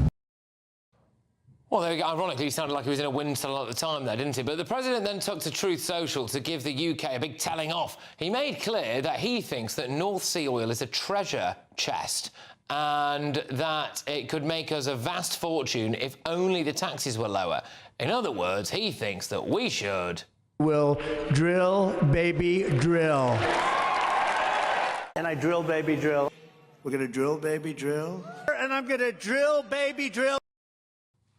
Yes, he is. So, is he right? Is the UK just squandering its natural wealth and we're all watching our energy bills go up? I'm joined now by the Chief Executive of Energy UK, Angela Knight. Angela, thank you very much. Is Trump right? Hello, good evening. Well, could I just say I'm the former Chief Executive of Energy UK? Just to get the whole thing right, make the correction at this point. So, is Trump right? In some respects, yes, he is. Because we can stop drilling in the North Sea, we can tax our extracting companies there, pull out the oil and gas at whatever we're doing now at 78%. We can say no new wells, but this country still needs its oil and gas. So the effect of doing that means not only do you run down very rapidly a strong industry that is the North Sea drilling, you then pay to bring in your oil and gas from outside this country, and you reduce your energy security. So there is a balance here, and we're the wrong side of that balance. Should we do renewables? Yeah, I think we should. But we need to do them in a pragmatic and a sensible way, because right now, what is happening is our bills are going up, and they just carry on going up further. Yeah, well, that's it. I mean, he made a point there on Air Force One, which I must admit I didn't quite hear entirely. But I think he said that we could cut our bills by 70% or something like that. He said if we drilled for oil in our own oil fields. I mean, is that right?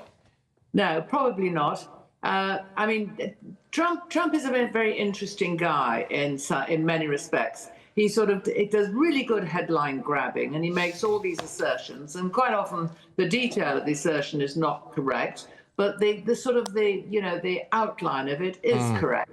And in this instance, cut our bills by 70% is not correct. Could we be on a program to reduce our carbon footprint by renewables and a mixture of different sorts of power production in this country in a sensible way that would result in us having a lower cost? And the answer to that is yes. Right. So not 70%, but the way that we're doing it, I mean, the easiest way to explain the way we're doing it is every time I go and build a wind farm, we build them offshore or onshore or whatever, then the next thing you've got to do is you've got to put a new piece of grid in to get it fine. Now, the cost of that wind farm may have come down, and the cost of renewables might be low. But to me, who is the consumer, and to you and the industry, who's the consumer, not only have they got to pay for that renewables, but they've got to also pay whatever is the backup. Another gas power station, or you might bring it in from overseas, or you might have a battery storage when that technology is sophisticated enough. Either way, you're paying twice. So the cost of the renewable is not the same as how much we pay. That doesn't work about our current program. I did also think that it was just really insightful that we had someone from overseas coming over here who thinks that what we're doing is mental and would never do it in their country. But can I ask you, are we all, when it comes to the environmental argument for this, Is it the case now that because we're not drilling for new oil or whatever we're not doing over here, the oil companies still exist. They're just doing it in places elsewhere in the world, and we're importing that in. So actually, environmentally, it's worse. Environmentally, it has made either no difference or worse. No difference because you can say 1 gallon of oil or 1 unit of gas, it's the same wherever you've got it from. Where you make it worse is you say, but instead of having it locally, I've got to import it, so therefore it's whatever is the cost of the tanker and the fumes of the tanker and the oil the tanker or whatever burns to get it here. So you are right if you say, is our policy nonsensical in the way that we're implementing it? The answer is yes. If you say to me, do I think that it's a good idea to generally clean up our environment? Well, I would say yes to that. Yeah. My objection in the whole of this is that it is not being done in a sensible, pragmatic and cost-effective way. It's an emotional dash of Ed Miliband's, and it's not being thought through, and we're paying. Well, it's feelings, not facts, isn't it? And I tell you what, I mean, I know the facts of my energy bills, and I certainly know how I feel about that. But thank you very much. This is a former chief. It's a sad loss, can I just say, to Energy UK. The former chief executive of Energy UK, Angela Knight. Take care, Angela. Until next time. Thank you. Good night. All the best. Well, interesting stuff that I thought. OK, well, I've got tomorrow's newspaper front pages hot off the press, but also, can you tell me what's going on here?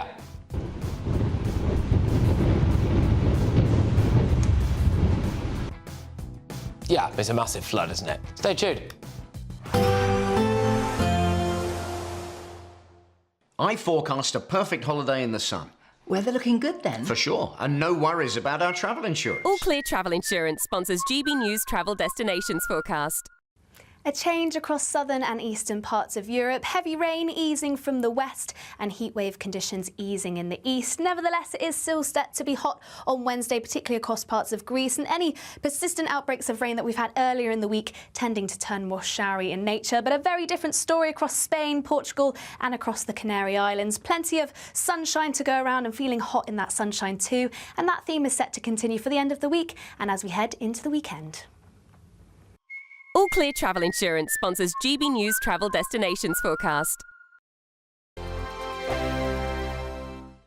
Good evening, welcome to your GB News weather update from the Met Office. Now we are going to see some further showers as we go through the rest of today, tonight and into tomorrow, but there will also be a lot of dry weather around. We still have high pressure staying to the southwest of us, and it's this that's partly leading to the largely fine weather, but also we're kind of in between frontal systems moving through. So although there are still some showery bursts across central southern parts of England in particular as we go through tonight, many places will have some dry weather and some clear skies too. Where we see those clear skies, particularly towards the west but also the east, we could see a few pockets of mist and fog developing, but temperatures not dropping a huge amount.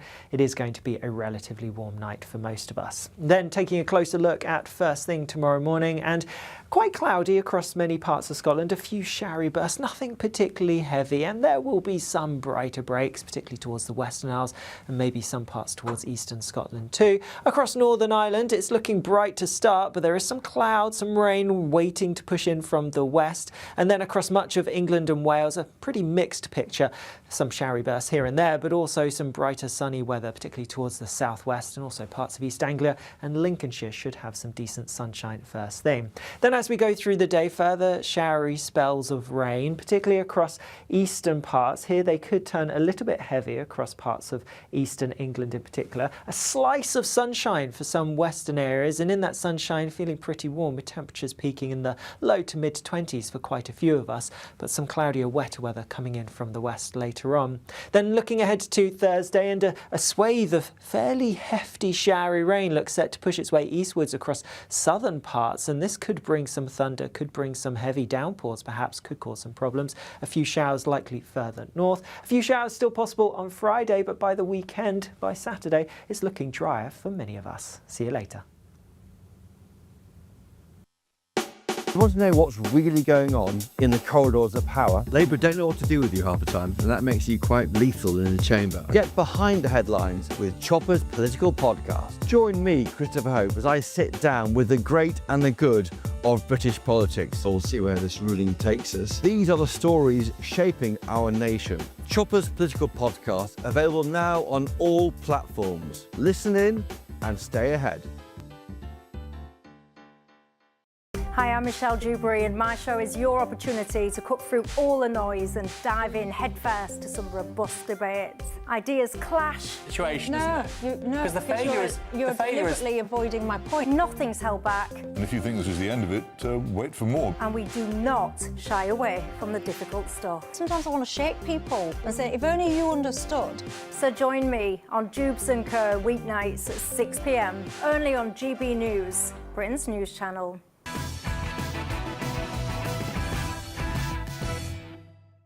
Welcome back. Let's have a first look at tomorrow's newspaper front pages, starting with the Daily Telegraph.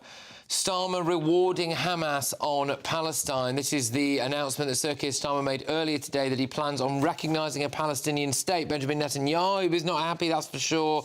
Let's have a look at the Sun.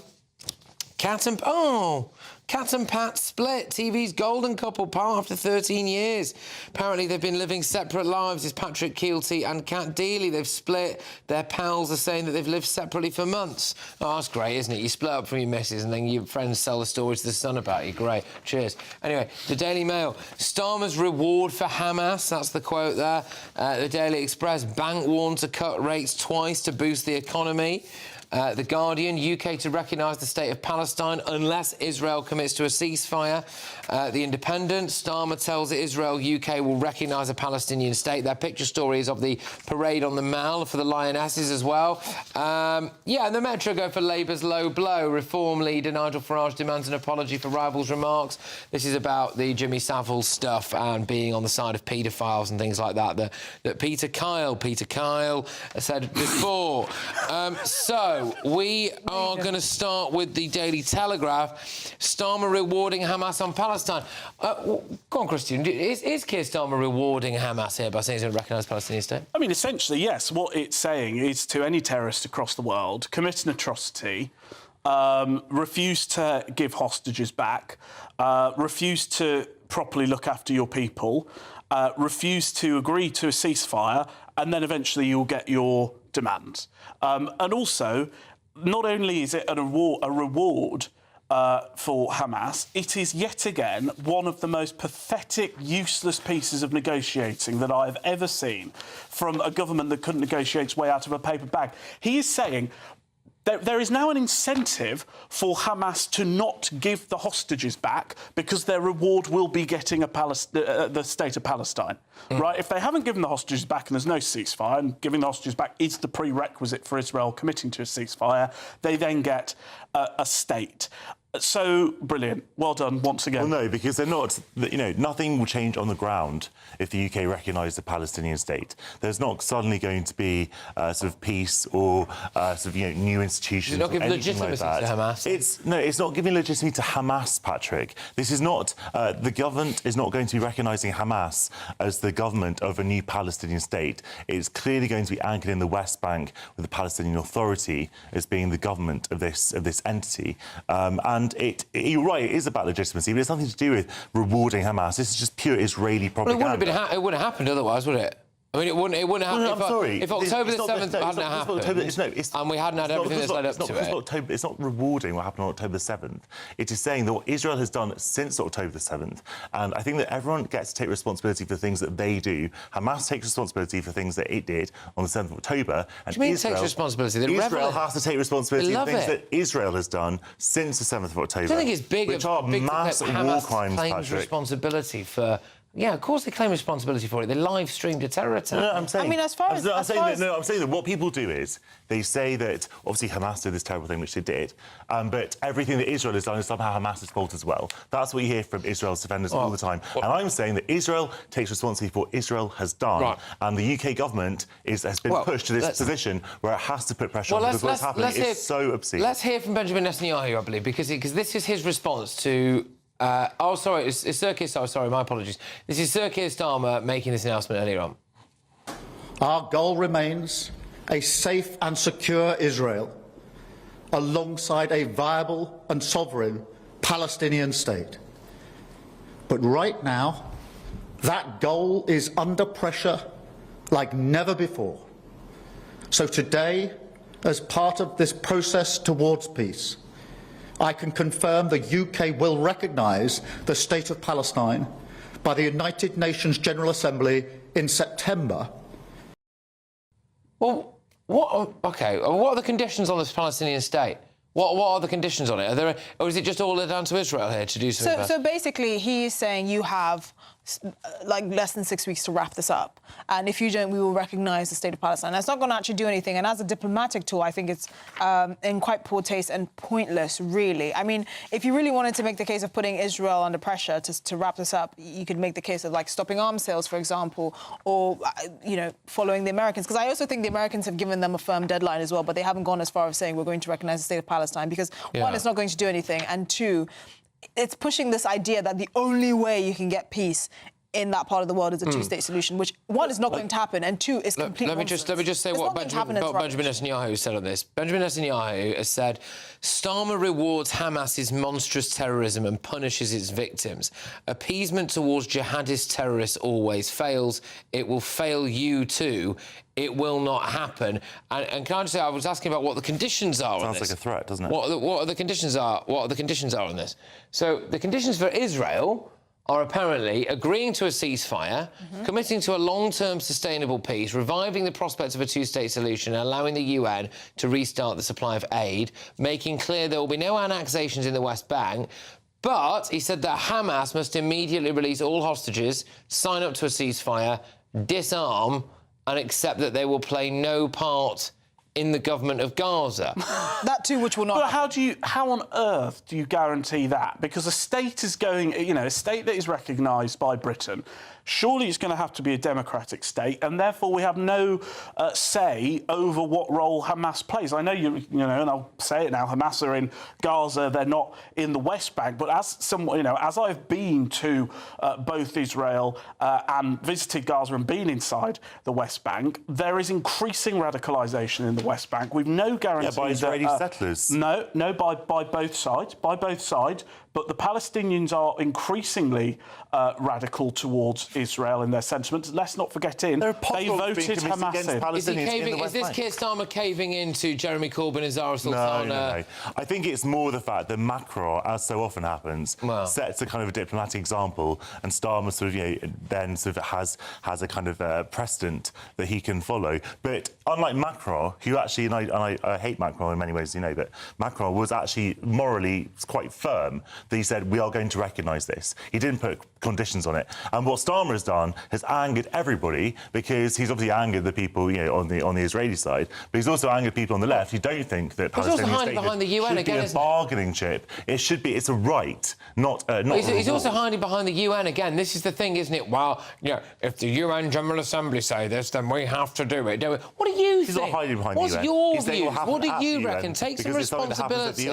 Take some responsibility. This is it. Well, if it's international law, then we have to do it. No, classic that's not what's happening. You can I'm attacking him for other things in this. That's not one of them. It shouldn't be used as negotiating. There's also the kind of uncomfortable point that no one cares what Starmer or... Well, I think people do care. I think people do still care what he thinks. But I agree with you, Esther, that actually Starmer has many more cards to play, such as banning arms sales and exerting genuine pressure on Israel, which he's not doing. I massively care if Israel does no longer see Britain as an ally, and I massively care if members of the Jewish community decide that they're going to leave en masse. Well, that's not happening. Well, it is happening. There is, and by the way, the one thing we do have with Israel is a significant security and intelligence relationship, and if they cut that back as a result of us annoying them to appease, radical Islamists on the streets of Britain, then that is fundamentally weakening Britain. Most people are more concerned about the fact there is widespread man-made starvation. Most people in Britain really do not care this much about Palestine. Well, even your newspaper had it on its front page the other day. If the Daily Express is now caring about people in Gaza, then we know that the tide has changed. All right, well, look, hey, if you want to watch this kind of rip-roaring debate in person, in the flesh, you can come here and be part of my studio audience live on a Friday night. Here's how. Exciting news. Every Friday, my Patrick Christys Tonight Show is going to have a twist to it. We're welcoming some special guests. You. That's right, on Fridays I'm going to be doing my show in front of a live studio audience, because this show is about you and what you have to say. It's going to be the same big debates, same big topics, same big opinions, But every Friday night at 9 p.m, you are invited to come on down to Patrick Christys Tonight to be a part of the action. Only on GB News, the People's Channel, Britain's news channel.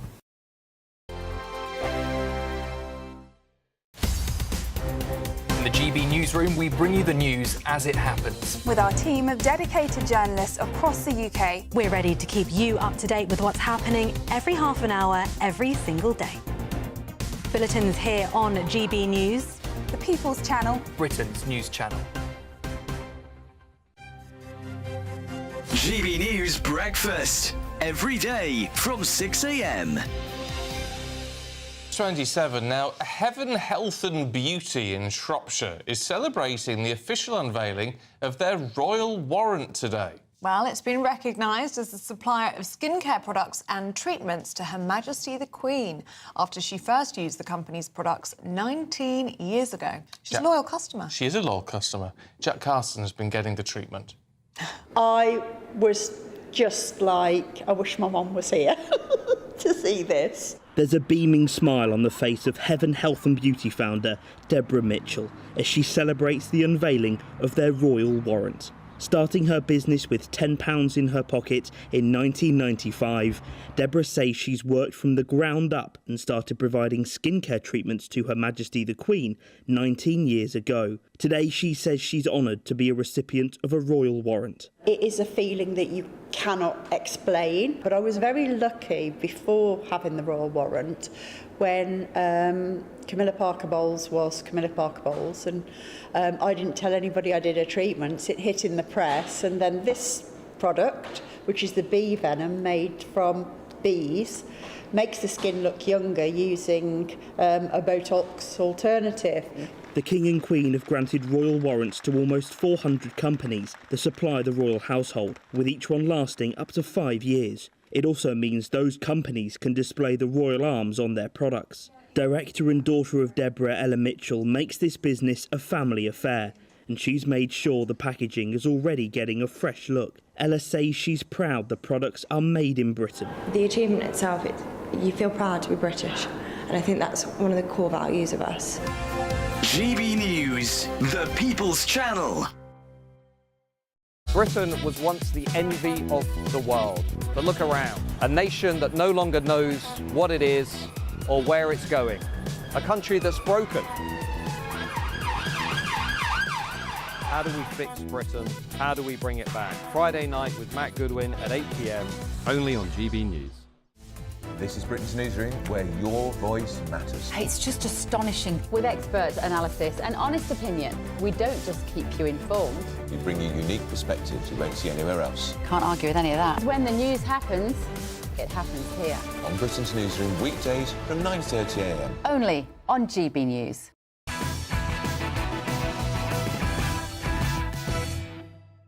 Welcome back. Let's round up tomorrow's newspaper front pages. The Times go for Israel blast Starmer over the recognition of Palestine. They also go, if we go over to the Mirror, England heroes on parade. That's the Lionesses. The big story there at the bottom, though, is Starmer's warning to Israel. The UK will recognise Palestine as a state unless Netanyahu ends the carnage. I sense there is a lot more to run on that, though. Now, if for some bizarre reason you were watching another broadcaster last night, then take it from me, you didn't miss much, because they actually seemed much more interested in discussing Gaza and Epstein. This is, of course, when President Trump came to Britain. Have a little look at this. It's 10 o'clock. This is Sky News at 10, our top story. A make-or-break moment for Gaza. As the UN issues a fresh warning, Sky News goes on board a Jordanian plane dropping aid over the Strip. It was clear that Gaza would be high on the agenda. People in Britain are revolted at seeing what they're seeing on their screens, so we've got to get to that ceasefire, and thank you, Mr. President, for leading on that. Mr. President, do you think Israel has done all it can do to avoid civilian casualties in Gaza? Well, I think nobody's done anything great over there. The whole place is a mess. And it's a question that is not going away, I would say. He's been asked about it every day since he has been here. Is he going to give Ghislaine Maxwell, Jeffrey Epstein's associate, a pardon? Well, actually, what happened was GB News was allowed in the room for a change here, which was really nice. And we decided to ask stuff that we think you care about. We have a lot of unhappy farmers in this country at the moment, and I'm sure the Prime Minister won't thank me for raising this. We've had changes to inheritance tax, which mean a lot of farmers feel they're going to lose their farms when they die or their father dies. How important are farmers to a country? Mr. President, you have a successful social media site. There are new powers here to censor your site, state-mandated powers. To censor my site? To censor your site and Twitter Truth? and Facebook. Truth, I mean Truth. Is that okay? Well, I don't think he's going to censor my site because I say... Already you said that Europe is being crushed by mass migration. And I wonder... Immigration, Europe has a tremendous problem, and we do too, but we've sealed our borders. We have nobody coming in.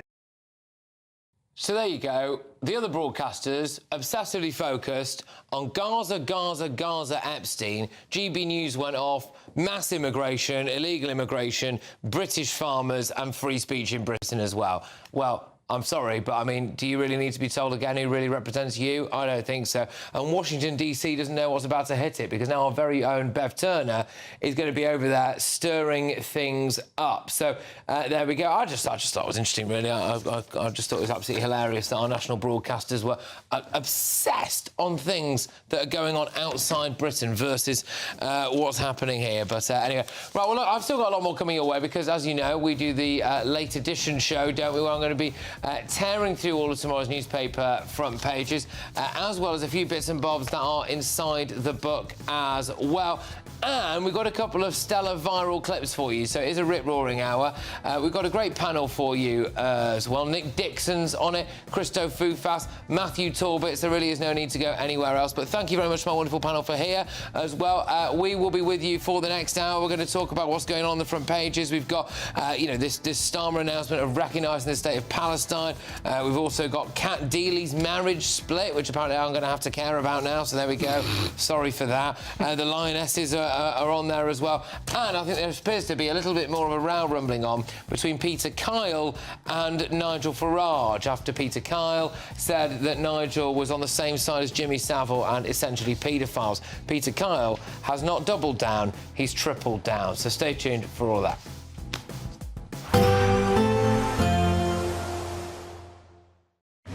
Even though we'll see a cloudy start, it'll be a bright outlook for the rest of the day. Boxed Solar, sponsors of weather on GB News. Good evening, welcome to your GB News weather update from the Met Office. Now, we are going to see some further showers as we go through the rest of today, tonight and into tomorrow, but there will also be a lot of dry weather around. We still have high pressure staying to the southwest of us, and it's this that's partly leading to the largely fine weather, but also we're kind of in between frontal systems moving through. So although there are still some showery bursts across central southern parts of England in particular as we go through tonight, many places will have some dry weather and some clear skies too. Where we see those clear skies, particularly towards the west but also the east, we could see a few pockets of mist and fog developing, but temperatures not dropping a huge amount. It is going to be a relatively warm night for most of us. Then taking a closer look at first thing tomorrow morning, and quite cloudy across many parts of Scotland, a few showery bursts, nothing particularly heavy, and there will be some brighter breaks, particularly towards the Western Isles and maybe some parts towards eastern Scotland too. Across Northern Ireland, it's looking bright to start, but there is some clouds, some rain waiting to push in from the west. And then across much of England and Wales, a pretty mixed picture. Some showery bursts here and there, but also some brighter sunny weather, particularly towards the southwest, and also parts of East Anglia and Lincolnshire should have some decent sunshine first thing.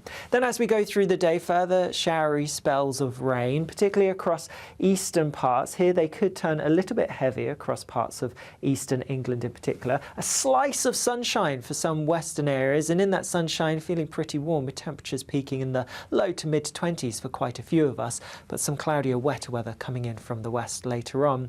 Then looking ahead to Thursday, and a swathe of fairly hefty showery rain looks set to push its way eastwards across southern parts, and this could bring some thunder, could bring some heavy downpours, perhaps could cause some problems. A few showers likely further north. A few showers still possible on Friday, but by the weekend, by Saturday, it's looking drier for many of us. See you later.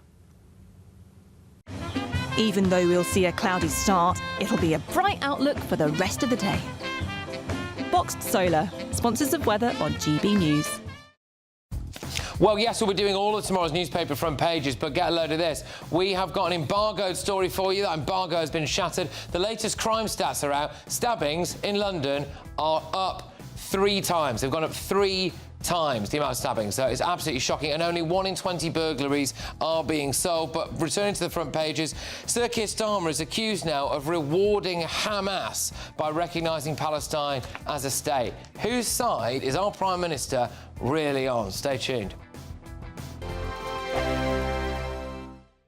It's the final week to see how you can win big, as there's an incredible £54,321 in tax-free cash to be won. What would you spend it on? The holiday of a lifetime? Or just sit back, relax and remove some of those day-to-day financial stresses? Lines close on the 1st of August, so make sure you don't miss out. For another chance to win, text cash to 63225. One entry costs £2.50 plus 1 standard network rate message, or text bonus to 63225. 5 entries cost £5 plus 1 standard network rate message. Go to gbnews.com/win. Entries start at £2.50. Call 0903 686 3232. Calls cost £2.50 plus your network access charge. Or post your name and number to GB14 PO Box 8690 Derby DE1 9TT.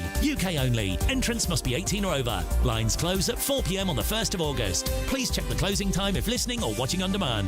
Good luck.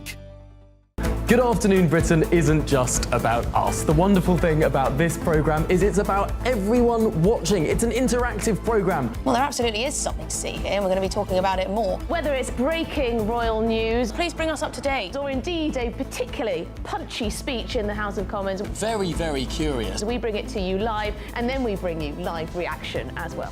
That's Good Afternoon Britain, weekdays from midday. Only on GB News, the People's Channel, Britain's news channel. This is Britain's Newsroom, where your voice matters. It's just astonishing. With expert analysis and honest opinion, we don't just keep you informed. We bring you unique perspectives you won't see anywhere else. Can't argue with any of that. When the news happens, it happens here. On Britain's Newsroom, weekdays from 9:30 a.m. Only on GB News. Mornings don't have to be tiresome, especially if you have the right company. Wake up to news as it happens, opinion and debate, and of course, a little bit of entertainment too. Because when the kettle's on, we're on. That's breakfast on GB.